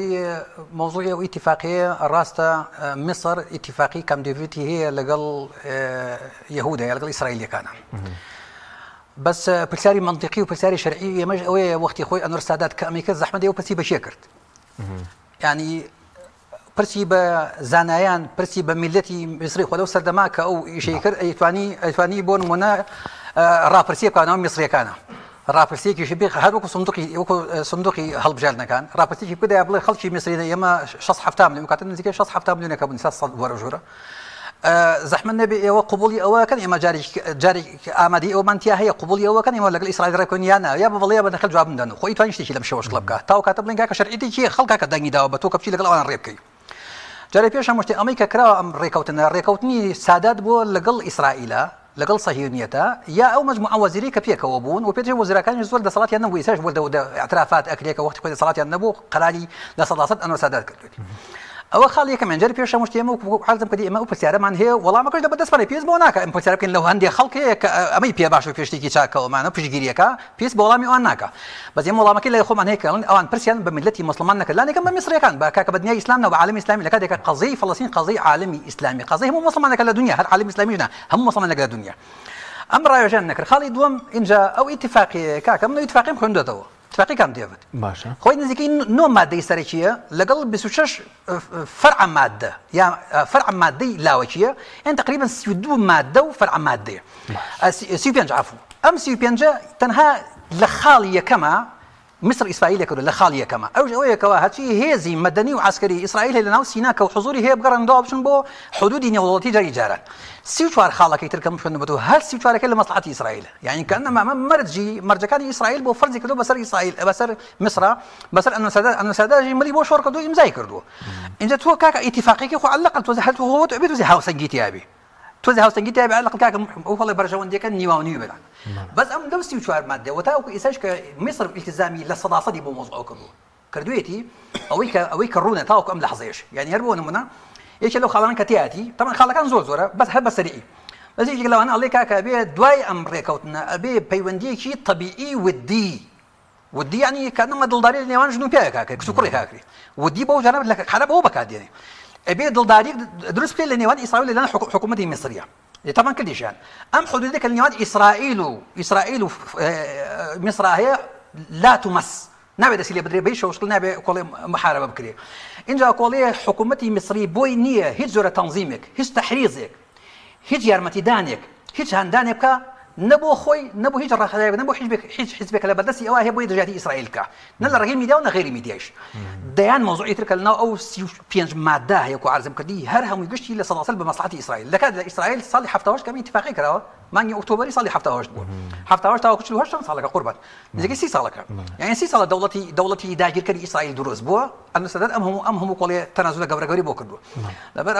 ام اتفاقي كراو هل اصلا ام اتفاقيه اما بشرعي نازاني شكون نوێنەرایەتی خەڵکی دیان نەکراوە بە ناوی خەڵکەوە کراوە خەڵکیش ئاگای لێ دیە پرس و ڕاوێژی پێ نەکراوە اینجا کۆ لە سەدا 99 لە زرەی میسریەکانە لە سایەکی لە قازانجی ئەوانە بۆ ئێمە لەسەرمان نییە نە بە شەرع نە بە واقع نە بە منطق اینجا کۆ هەر ئەو شتانەشی کە بەحساب مەسلحەتی میسریەتی هەیە لە مقابل ئیسرائیل التزامی پێوە نەکردووە بەعکسەوە ئیسرائیل هەرچی زەختی دنیا هەیە بەکاری دێنێ بۆی کەوا میسر هیچ جۆرێکی نەبێ هیچ ڕۆڵێکی نەبێت نە دەوری سیاسی نە دیبلۆماسی نە عسکەری نە ئەمنی نە استخباری هیچ دەورێکی نەبێ مەگەر شتێکەوە بچێتە گیرفانی ئیسرائیلەوە بۆیە ئەمە جوابی کورت و پوختی ئێمەی خەڵکی مسلمان ئەوەی کە فقهی هەیە و ئەتوانێت لە مەجالی فتوا قسەی بکات تێگا لە دنیای سیاست بەم شێوەی کە لە واقعە هەیە ئێمە کاکە لەسەرمان نییە وەکو خەڵکی مسلمان وەکو کۆمەلگاکانی مسلمان وەکو گەلانی مسلمان ئیلتزام کە بەم مەوزوعەوە هاوکاری دەوڵەتان ینی بۆچی دەسەڵاتدارانی مسلمانیشین ئێستا بوونەتە پیاوی ئیسرائیل ژاتی بزنەوەی ئیسلامیەکان لە هەموو شوێنێک خۆی ڕاستەوێ دائیمەن هەموو وڵاتێک قیمی نییە وڵاتێک ئیمانی نییە وڵاتێک ئەخلاقی نییە لە ناو سیاستە دائما ئەگەڕێ بە شوێن پاساوێکە بۆمانە لە پێناوی مانەوەیە شتێک ماچکری لە بیدایەتەوە ستراتیژی مانەوە لە پێناوی مانەوەی هەر دەوڵەتێکە تۆ پێویستی بە چەند شتێکی یەکێ لەو شتانەی کە شتێکی سەرەکی ئەوەی کە تۆ دژمنێک دروستکەی بۆ خۆ دژمنێکی وەهمی بۆ خۆ دروستکەی بۆ نمونە ئێستا لە هەموو ناوچەی کەنداوە بە میسریشەوە بە ئوردونیشەوە دژمنێکیان دروست کردن ناوی ئیخوان لە کاتێکدا کە ئیخوان حیزبێکی وەکو حیزبی شەبێ حیزبێکی چەکدار نییە ڕاستیە حیزبێکی مەدەنیە اینجا کو خۆشی بە ئاشکرا وتوتی بە ئاشکرا لە دوای 48ەوە کە بەژارێن کرد لە جیهادی فەڵەستین لە دوای 48ەوە ئەتوانین بڵێن دوای ئیمان بەناوە تەسەووری ئیخوان گۆڕا بۆ معاملەکردن لەگەڵ وڵاتانی عەرەبیە لەگەڵ دەوڵەتانی عەرەبیە پێی شەرعی نەبووە کە چەک هەڵبگرن دژایەتی بکەن ولا يزال ام تيجيشنش هر باقيه من قدام قشتو بعد علماء قوري ام ولاطي خمان مثلا ولاطي عفوا ولاطني عربي ومانا بيموتون مكاك جان يش اللي قرفت كان او يكوا امبر ودب خرابي بخواري هاتوا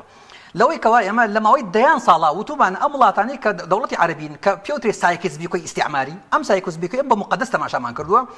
بنا شرعي مانزاني ومحاربه بك جيجي لقلا بكري اگر بيتو التزامنا بديني شو اگر محاربه شي بك اگر ستن شي بك اگر ما في خلق جنا باريزي ام تصور بو سايكس بيكو بمقدس تماشا كردني دولتي قطري اما هليشي غوريه ببيوري فقهي ببيوري عقلي ببيوري عرفي ببيوري تجربه هم دنيا ابي ام نظريه ام تيجشنو حالي بن جرب لبرود بنا ام مقدس تماشا كردن مراجعه كتب معنى كلمه هذيك شيء اخواننا قلت انا فعلا يمل هليشي غوراجين اصله هيك مراجعه مساله بكينو اجا ما كاريش كدو ببش مسا اصلي موضوعك اما ان بولا بناي معنوي اخوانا كشيان دجمنك بناي اسلامي سياسي بناي اخوانه و لراستيا وڵاتانی ئێستا چۆن جای جاران ئەمریکا گەورەترین کێشەی ئەوە بکە ئیتحادی سۆڤێتی بەرامە لە هەر شوێنێکی ئەم دنیای ئیتحادی سۆڤێتی حضوری هەبوو بێ محاربەی اقتصادی و عسکەری کردووە ئیتحادی سۆڤێتیش بەعکسەوە چونکە مانای ئەویان سوڵتەی نفوذی سیاسیان نفوذی اقتصادیان علاقەی بەو ترس و تۆقین و ئەو شتانەوە هەبوو هەتا کاتە وڵاتێکی بچووکە بەحرین کە ئەوەتان مشتێک یانی نازانم جێتەوە هیچی یانی بەحرین ئەو ئیخوانی کردو بە دوژمنی خۆی ئیسلامی سیاسی کردو بە دوژمنی غەزەی کردو بە دوژمنی خۆی لە کاتێکدا ئەمانە ئەیانتوانی بیژمێننەوە ئەم قسەی دڵمان دووەلی خەلیج ئەیانتوانی بمێننەوە دەسەڵاتیش بەدەستی خۆیانەوە بێت بەس مووقیفیان پیاوانە بێت لەگەڵ قەزای مەسڵمانانە بن باش يعني جاران إخوان فكري هبوا يعني أما نحن نريد الحكم لا نريد تغيير الحكم لا تغيير الحاكم أما هبوا لفكري إخواننا ومان يعني كوات لم يصير شو كان كيشا أمادي وين أنت أنا بوك دصلا كل خاون دصلا بقور بس أمادي وين أنت أبو حزن فكر بقوري قانون بقوري يا سور دستور بقوري يعني كوات تو سلامة يرمي أنتوا إتم محاربي بوك مش من بوش بخود رزقي لبيناي معنا ويان كردوا آخر قصة ويك بلا مهمة مثلا برول دابا عزك أتوقع من قصة كم توقعي قصة جنايبة مسايشة لما جالي برولدا إسلام خوازان لما غريبي عربي تاقت ماليزيا أو ديك يما تشاو من هي أخويني وعقل من هي وتجربة من هي جايين لك المواقعة أبي مراجعي كي وردي برولدا كتو برولدا حزبي برولدا رخراوي برولدا آستي كومالجي مسلمان مجموعة اشتهي ليدر هنراو أبي بيخنا نو برولدا سوكوتي استابو إيش لو أنا مثلا ولا أبراء كبشك العقيدة كخلق واتي قلتوا كمان والله مثلا كي فقهية كاك والله أبراء بشكي فقهية بشكي في عقيدة تو دوستي شيء دوستي كي ودوش من هذه كي اما طبعا تفصيلي كي هي علماء زان ما مثلا زان بيقصدوا موضوعات ابي بشتو ناو برولدا موضوع مسألة ولا أبرا خالد وم مسألة جهاد كاكا جهاد بمعنى قتال يكي نقبة بمعنى قلم يكي نقبة بمعنى فكر يكي شكون بمعنى علم يكي هي دراسة اشتك هيك ولا ما بس بمعنى قتال يكي ما غايب من كدو لا ما نجد درما هنا وبمعنى كلمة يعني كذا صلاتي سياسي لما نهجي قطاب خنا دري ديني توش لما نجي حزب دري هنا تو لما نجي رايح دري هنا يعني يك معادله بالنتيجه ابي مخينا خالي تير اوي كوا اما طموح من بودا داريني ابي خلج خمان وابر ولا كاين لمود حول يوبا دولت ده صلاتي دسكي ده سوق يتبردسي انت اداري هو كل طموحي اوي هبك اداري كما غبر يبريو نقلوا هلا جيري جيروبي هل جير بخرابي دام سري لجير بيو بيلاوي طاغوت كان ابي يتربى تشير رجاك بوين رجاك شرعي عاقل واعي جيرانات تو طموح وقت بس بني اداريكم الكبر يبرد تو اجينا وانا بيه هلا خواري خوروي لا جيروي هيك بيجنا بحياتي نقطه كده مساله مصطلحات حربي مصطلحات اسال الدنيا حربي مصطلحات السياسي كومالياتي ناس مشيتها الروبنا صدان مصطلحات مان هي كاكا جانبون ونسا حرب كلمه ديمقراطي كلمه مدني كلمات انواع مصطلحات تري فكري وسياسي من كي بري ازم هل ام معناي كتؤتي ولا شرعها معنا هل ام زاراوي كبديل بدائلي ما بدائلي قراني وبدائلي حديثي وبدائلي تراثي وبدائلي تاريخي من الصدان مصطلحات خومان هي بفكري خومان بفقه خومان ببيخن ناو منهجي برولدا تاخل جي سر برولدا كاينو فري خومان كاين اجينا ام فراغانا كان يستلم منهجي برولدا من فريا نكوين لراسي وضع من مباشر نبي كيستا سپاسدەکەم کاکتۆر بێمە خزمەت بەڕێز سەبارەت بە سەلاحەدینەوەی کە باست کرد کە سوڵتان سەلاحەدین باپیرە گەورەمان ڕۆڵی هەبووە لە ڕزگارکردنی قودس بەس لەم ماوەیە تا نووسەرێکیش سوکایەتی پێکرد بوو بەنیاز و بهێنن بۆ هەولێر دەبێت چۆن ینی کە ینی پارێزگاری لە کەسایەتێکی لەم شێوە بکرێ بۆ بەرهێنانی تێدا بکرێ بۆ کێشەی کورد بۆ مەسەلەی قودس لە ڕاستیدا ئەوەی کە ڕوویدا و لە دوانی ئەو نووسەرە دیارە تۆزە کۆنە بەڵام ساگەرم کرداوە لەم کاتەیە بەڵام لە ڕاستیدا گەورەترین خزمەتی بە سەلاحەدین و بە مێژووی سەلاحەدین و بە کەساتی سەلاحەدین کرد چونکە بینیمان ینی ژوڵەیەک کەوتە ناو کۆمەلگای کوردەواریەوە و بینیمان جێگەی دڵخۆشی بوو لەسەر مؤسسەکان و هەموو ینی في ئەو ینی هەتا خەڵکێکی قەومی و قەومچی و خەڵکێکی ئەلمانی و ئەوانەش ینی هەندێک کەناڵی ڕاگەیاندنی ئەلمانەکانیش بەنامەیان لەسەر ئەو بابەتە کرد و خزمەتیان بە سەلاحەدین و بە کەساتی سەلاحەدین کرد لەبەرەوە ئەم لێدوانە بە قەناعەتی من خزمەتی بە سەلاحەدین کرد بەڵام نابێت لێرە بوەستێت حقەتانە بێ ئێمە قوما موسا فەرمی سەلاحەدینێکێکە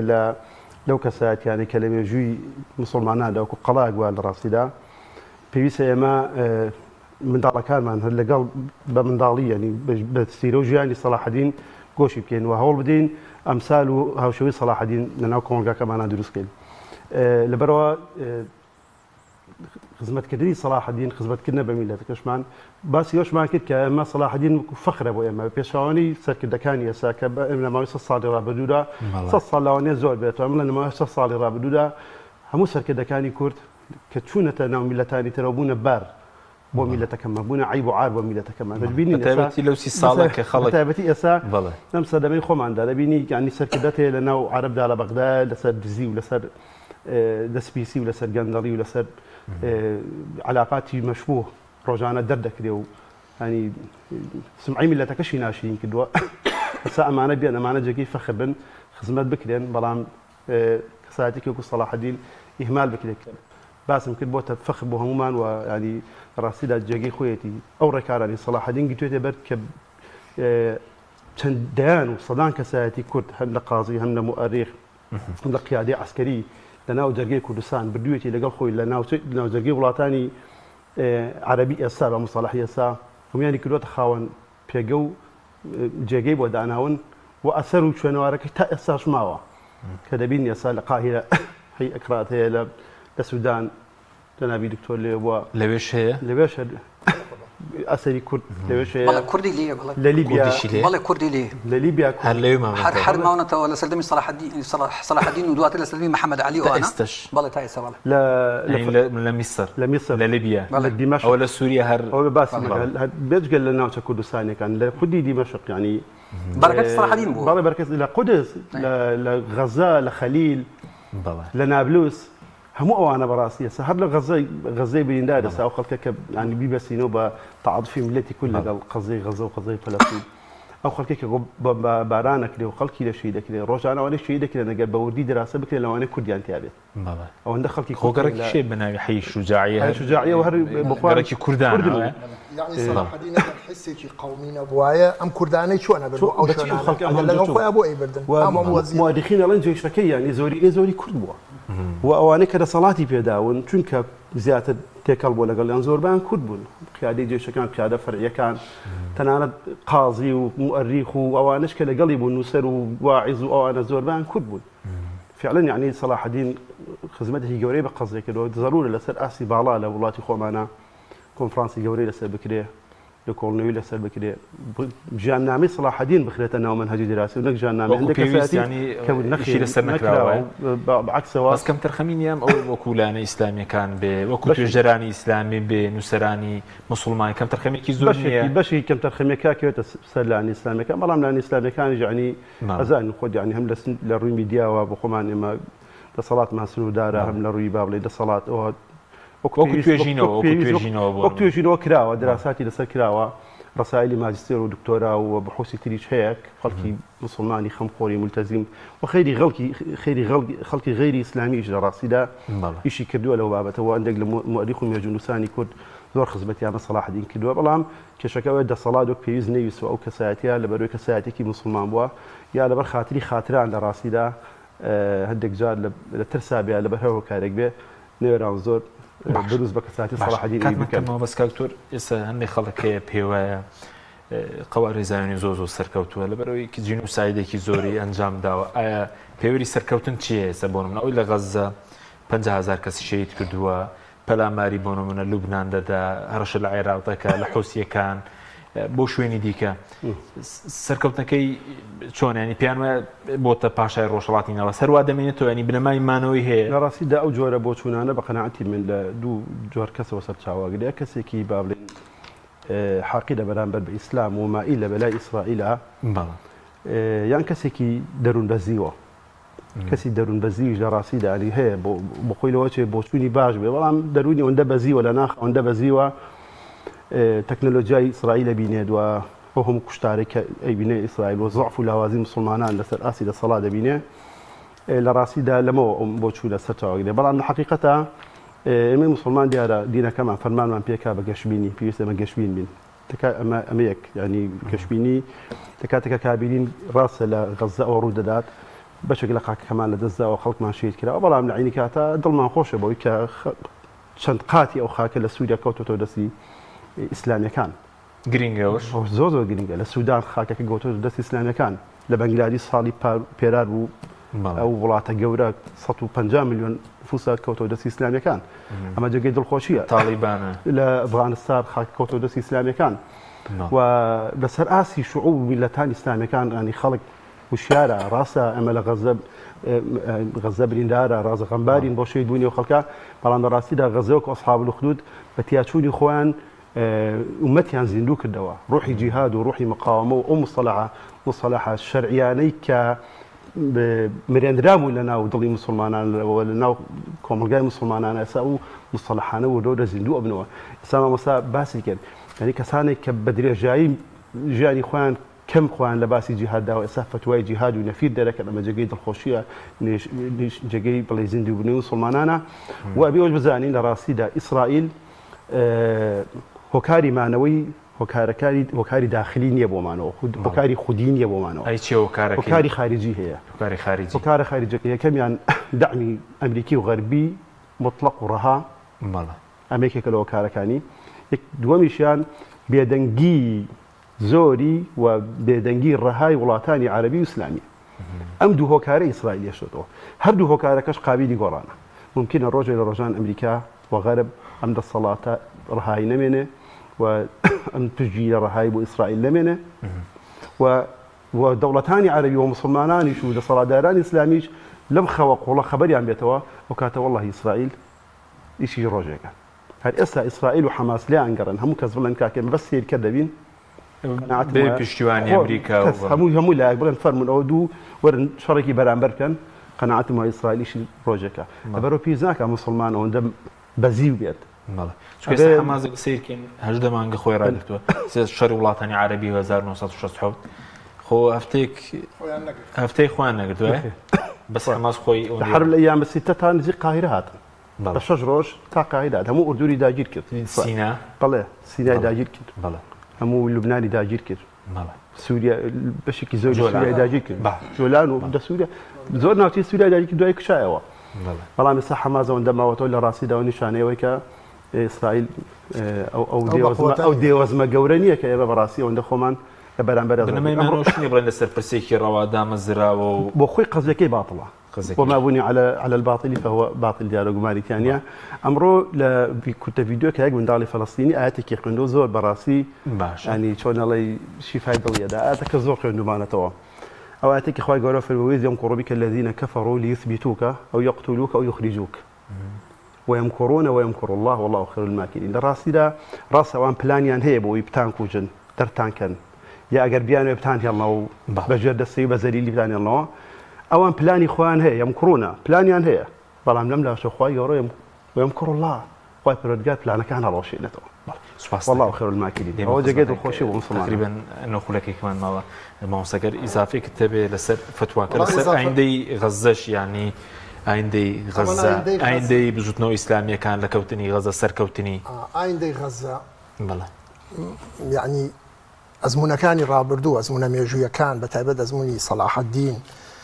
اگر بقرينەوە بۆی ئەزمموی ئازادکردنی قودس باوەڕ بێ وا نابین لێ بە هەموو ئەو معتەیاتە مەیدانی و سەربازی و ئەمیانی کە لە ساحی فەڵەستینیا هەیە کە لە داخلی فەڵەستینە بتوانرێ غەزە و فەڵەستینوانە ئازاد بکرێت ئیلا یەکەمین شتێ بەوابەی میسری زۆر گرنگە بۆیە من لێرە ئەو تێبینەم لەسەر فتوای ئەو ماوەسە بەڕێزانە هەیە کە یعنی لەگەڵ ئەو فتوایەشە فتوای ڕاپەڕی نیشان دەرکردایە ڕزگارکردنی عامیلی یەکەمی ڕزگارکردنی فەڵەستین بریتە لەوەی تەغییر لە وڵاتانی تەوقی فەڵەستینی ئەتەوق لە میسر و ئەردن و فەڵەستین و لوبنان و سووریا و ئەمانەوە لە سووریا الحەمدولیلا ڕوویاوە بە تایبەتی میسر بەوابەی ئازادکردنی فەڵەستینە یعنی من ناڵم لەگەڵ ئەوانیم فتوا دەربکرێت چەکەڵ بگیرە لە میسرا بۆ نمونە مسلمان بکوژێ و سوپا و مەدەنی و خەڵک و ئەوانە بەربنە یەک و شەڕی ناوخۆ لەگەڵ ئەوانی بەڵام لەگەڵ ئەوام کە فتوا و نەفیرعان بۆ دەربکرایە ڕاپەڕینی جەماوەری سلمی وەکەوەی لە یەکەم جار ڕوویا لە میسر و لە سووریاش یەکەم جار ڕوویە کە لە میسر سەرکوت کرا لە ڕابعەی عەدەوی زیاد لە 1000 کەس کوژرا شەهید کرا لە ڕابعەی عەدەوی طبعاً لە ئینقلابەکەی سیسیا ئەگەر وەکو تەجروبەکەی سووریا هەمان ئەم فتوایانە هەبوایە کە واز مەهێنن دژی ستەم و نادادی بوەستنەوە دژی ئینقلاب بوەستەوە خوێنی زیاتریان بدایە 1000 خوێنیان دابوو لە 50,000 خوێن حەماس داوێتی خەڵکی غەزە داوێتی ئەبێ قوربانی بدەیت لە میسر گۆڕانکاری تیا دروست ببوایە غەزە ئەم مەساتەی ئەسای بەسەران دەسەڵاتیشی موسیش بووما باو کاتەوە بەڵێ مورسی ئەمە ئەگەیشتنەوە بە مرادی خۆیان ئەبوونەوە بە شەریکی حکم ئەگەر حاکمیش نەبوونا مەسەرم برایانی ئیخوان لە میسرا بەڵام ئەجەبەن ئەو تەجروبەی سووریا لە 2011 زۆر خراپتر لە ئەویان کرد کە لە میسرا کردیان جەنراڵەکانی میسر بەڵام کۆڵیان نەدا شەڕیان بەرامبەرکردن ڕژێمی بەشار ئەسەد شەڕیان بەرامبەرکردن فەسائیلی مجاهید دروست بوو لە فرسەتێکیشە ئەو وەزع دروست بوو کە دروست بوو لەبەرەوە من تێبینەکەم بەوە تێن تەویل نەکرێت کە بڵێم فتوا دەرکرێت جەنگی ناوخۆ لە وڵاتانی ئیسلامیان نەخێر ڕەبیع عەرەبی درێژەی پێ بدرایە پێم وایە فئەیەکی تایبەتی دیاریکراوی ئیسلامی نەکسێکی گەورەی بەسەر ڕەبیع عەرەبیایەنا یعنی بە دەرەجەی یەکەم ئیسلامیەکان بەرپرس بوون لە شکستیانانی ڕەبیع عەرەبی هەرچەندە شکستی نەیەناوە لە سووریا سەرکەوتنەکان بەدەستێنا سوپاس دەکەم کاکتۆر لەسەر حەماس ئێستا وڵاتانی عەرەبی بۆچی هەردەیانەوێ خودی حەماس نەمێنێ مەترسیە بۆ سەرەوانیش یاخود دەوڵەتێکی وەکو ئیمارات خۆت لە سوودانیش بووی ینی ئاژاوەیە لە سوودان پێش لە میسر هەی بوو لە لیبیا لە سووریا خۆی حەماس ئیسرائیلیەکان پێش پیاوانی ئیسرائیل پێش ئەوانەی پێش زایوانی عرب و غیر عرب خۆیان اعترافەکەن حەماس بۆ خۆی گروپێک نییە بەڵکو فکرەیە مەبدەە قیەمە ئەخلاقە عەقیدەیە کەواتە تەنها هەر لە غەزە نییە ئێستا حەماس بۆتە فکرێکی عالەمی لە هەموو شوێنێکی ئەم دنیا لە هەموو شوێنێکی ئەم دنیا با دووبارە سێبارەشێکم لە هەموو شوێنێکی ئەم دنیای حەماس پەیدا بووە بەد لە ژێر عنوانی ترا بەڵام بە هەڵگری هەمان فکر و هەمان ڕۆحیەت و هەمان تێکۆشان لەبەرەوە مردنینی ئەگەر گریشمان حەماسی ناو غەزە لەو فەرەز ناکەن ئیشەڵا شتی واش نابێ ئەگەر ئەویش نەمێنێ لە سەدان شوێنیکە ئەو مۆزوع ئەو فکرەیە کۆڵە سەر هەڵەدا بەس ئەزانم کۆتاییەکەیشی بەس مەجموعیشتم بەلاوە زۆر گرنگە یەکەم خەڵکە مسلمانەکە بۆ ئێمە دایما بڵم کۆمەڵگەی مسلمان چکەم قسەم تەنها لەگەڵ خەڵکی ئەوانەی کە خەڵکی ئیسلام ئەوەی کە پێوتری ئیسلام خواز کە ناو حیزبەکەی ڕێکخراوێکە تۆڕە چکە ئێمە بەشێکی لەو کۆمەڵگەی خۆمان جیا ناکەیتەوە بەڵکو کۆڵێ تەواوکەری کۆمەڵگەین دیفاعکردن لە کۆمەڵگەی خۆمان لە هەر شوێنێکی ئەم دنیای بێ مجموعة شتي نائب كومالجي مسلمان دي بترسي شكل لوانا هندك معاهدات خيالية سام أو معاهدين نيوان مصر وإسرائيل بوا قدروا نقيم ما بيشوا معاهدات أبدية من زمن ثانية قربان أو كمان تماشى مكر الزمن ثاني بوا ما بين صالو ده صالو شتيوا كهشتيوا نعمل الدنيا شتيوا اتفاقية كي بوا حتى قيامة حتى رجع قيامة شتيوا هرنية نابي أم جوارا اتفاقي أبدية نبيان شكوا ونا أورش إلى دزداوا ناوكي ما بلا ناورش إلى دزداوا لا يقلاني مسلمان جاب بمصر وغير مصر خالي دوم أوي كان نبي خلقي مسلمان بترسيني رج دار زايونية كان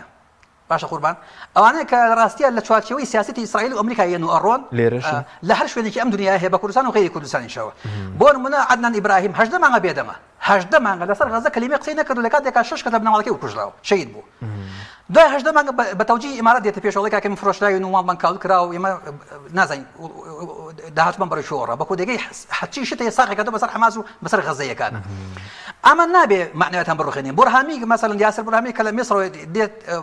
دون بيرك مجموعة قصيك مو بو معنى اتفاق يلبش إنه اتفاق من هي حق من مصر غزة ونية نبي أمجور رج دارنا بناوي دينه بين معنى آيات بقرن معنى حديث بقرن معنى دين إخوة بقرن معنى مقاومة ورجولته بيواتي بقرن معنى شو رجالي بقرن معنى عقلية رزقاري خوازي بقرن بويما نبي ما بيانترسين نبي بتاعته ما يبيو خيلي حالي بن خالي سيما ويا كم واقع دنيا إسلامي سكت ماشاكي وأزاني واقعك يا مردوة يا نستوة بس حقيقة ظاهركي ويا ظاهركي بور من لسوريا هو مردونية نستوجنية لأفغانستان هو مردونية ونستوجنية لغزة ده حتى أكتوبر ودنيا في واقعي ترى مثلا للسودان هكذا حتى المسلمانين أمريكا وأوروبا أمان لدنيا همي هسه كي ورده وده أم پردي نستنو مردنا هزار كنو كالبريتي أبوه بس دست ودم وجودي مسلمانا نبي أم ظاهرة أم واقعك بوت الظاهر كأنما مسلمانا وستاو نيشتيرنا كان بأميد أمك خالي كوتايما وياك خالي كوتايما أم إسلام النامري أجا دولتك دفاعي لنا كا شو قالاني مسلمان دفاعي ليا كان آخر كلمة شموه سريع مجدي سريع ما إسلام خواز وكمالجي مسلمان يجدي قالاني مسلمان ابن بخاوين دولتي خويان دصلاتي خويان بشوراوي شاوي هاتينا حزاني أم دنيا هيك بخلشي مسلمان إسلام راوسي سپاس دەکەم کاکتۆر شتێکت مای بە کورتی بێ سپاس دەکەم وڵای بە کورتی یەکەم بۆ کەسانی کە متعاطفن لەگەڵ جوولەکەەوە دڵیان خۆشە بە ڕێگای داود و بە دەوڵەتی گەوری ئیسرائیل کوپیامێک بابزان ئێمە کوردستانی ڕۆژ ئاوامان بەشێکی زۆر لە کوردستانی باکوورمان لەو نەخشەیەدایە ینی لایەکی کوردستان توانم بڵم لە 150 کوردستان لەو نەخشەیەدایە لەبەرەوە با دڵخۆش نەبین زۆر بەو نەخشەی بینی بۆی داگیرکاری سەر بەگری داگیری وەگەر ئیسرائیل داگیری کرد نایە لە ناو دەوڵەتی خوا دەوڵەتێک بۆ کورد دروست کات چەندە لە ڕفرانم دیفاعی لێکردین لەوە شەهرەوەندە دیفاعمان لێکا بابەتێکی تر بە مەسەلەی سەهیۆنی بۆ ئەوەی کە ئینسان سەهیۆنی بیش مەرج نییە یەهودی بێت بۆ حاڵەتەش بزانین مامۆستاش ئاماژەیەکی پێکرد دەکرێت مسلمانی و زایونی ئیمام خەتیب بێ و زایونی بێت خزمەت بە ئەفکاری زایونی بەچی بیناسینەوە مسلمان و زایونی هەر کەس خزمەت بە ئەفکاری زایونیزم کات بە ئامانجەکانی زایونیزم کە ئەوان خۆیان لای خۆیان بە زایونیزم وەکو کەسێکی زایانی حسابی بۆکەن با ئەم قەناعەتی وابێ کەسێکی زایانی نەما بایدن بە سەریحی پاروتی بە سەریحی پێوت ئەم تەسریحیدا مخۆم گوێم لێ بوو کە مەرج نییە بۆ ئەوەی کە ئینسان زایونی بێت یەهودی بێت ئەمە فعلا مسلمانشە فکر زایونی هەیە. سوپاسان دەکەم دکتۆر زانا محەممەد ئەمین هەروە دکتۆر عەبدوڕەحمان محەممەد عارف و مامۆستا کامیل محمود ماندوومان کردن خوا پاداشتان دەتەوە زۆر سوپاسان دەکەم. سوپاس بۆ بینەرانی بەڕێوە سوپاس بۆ هاوکارانم خواتان لەگەڵ.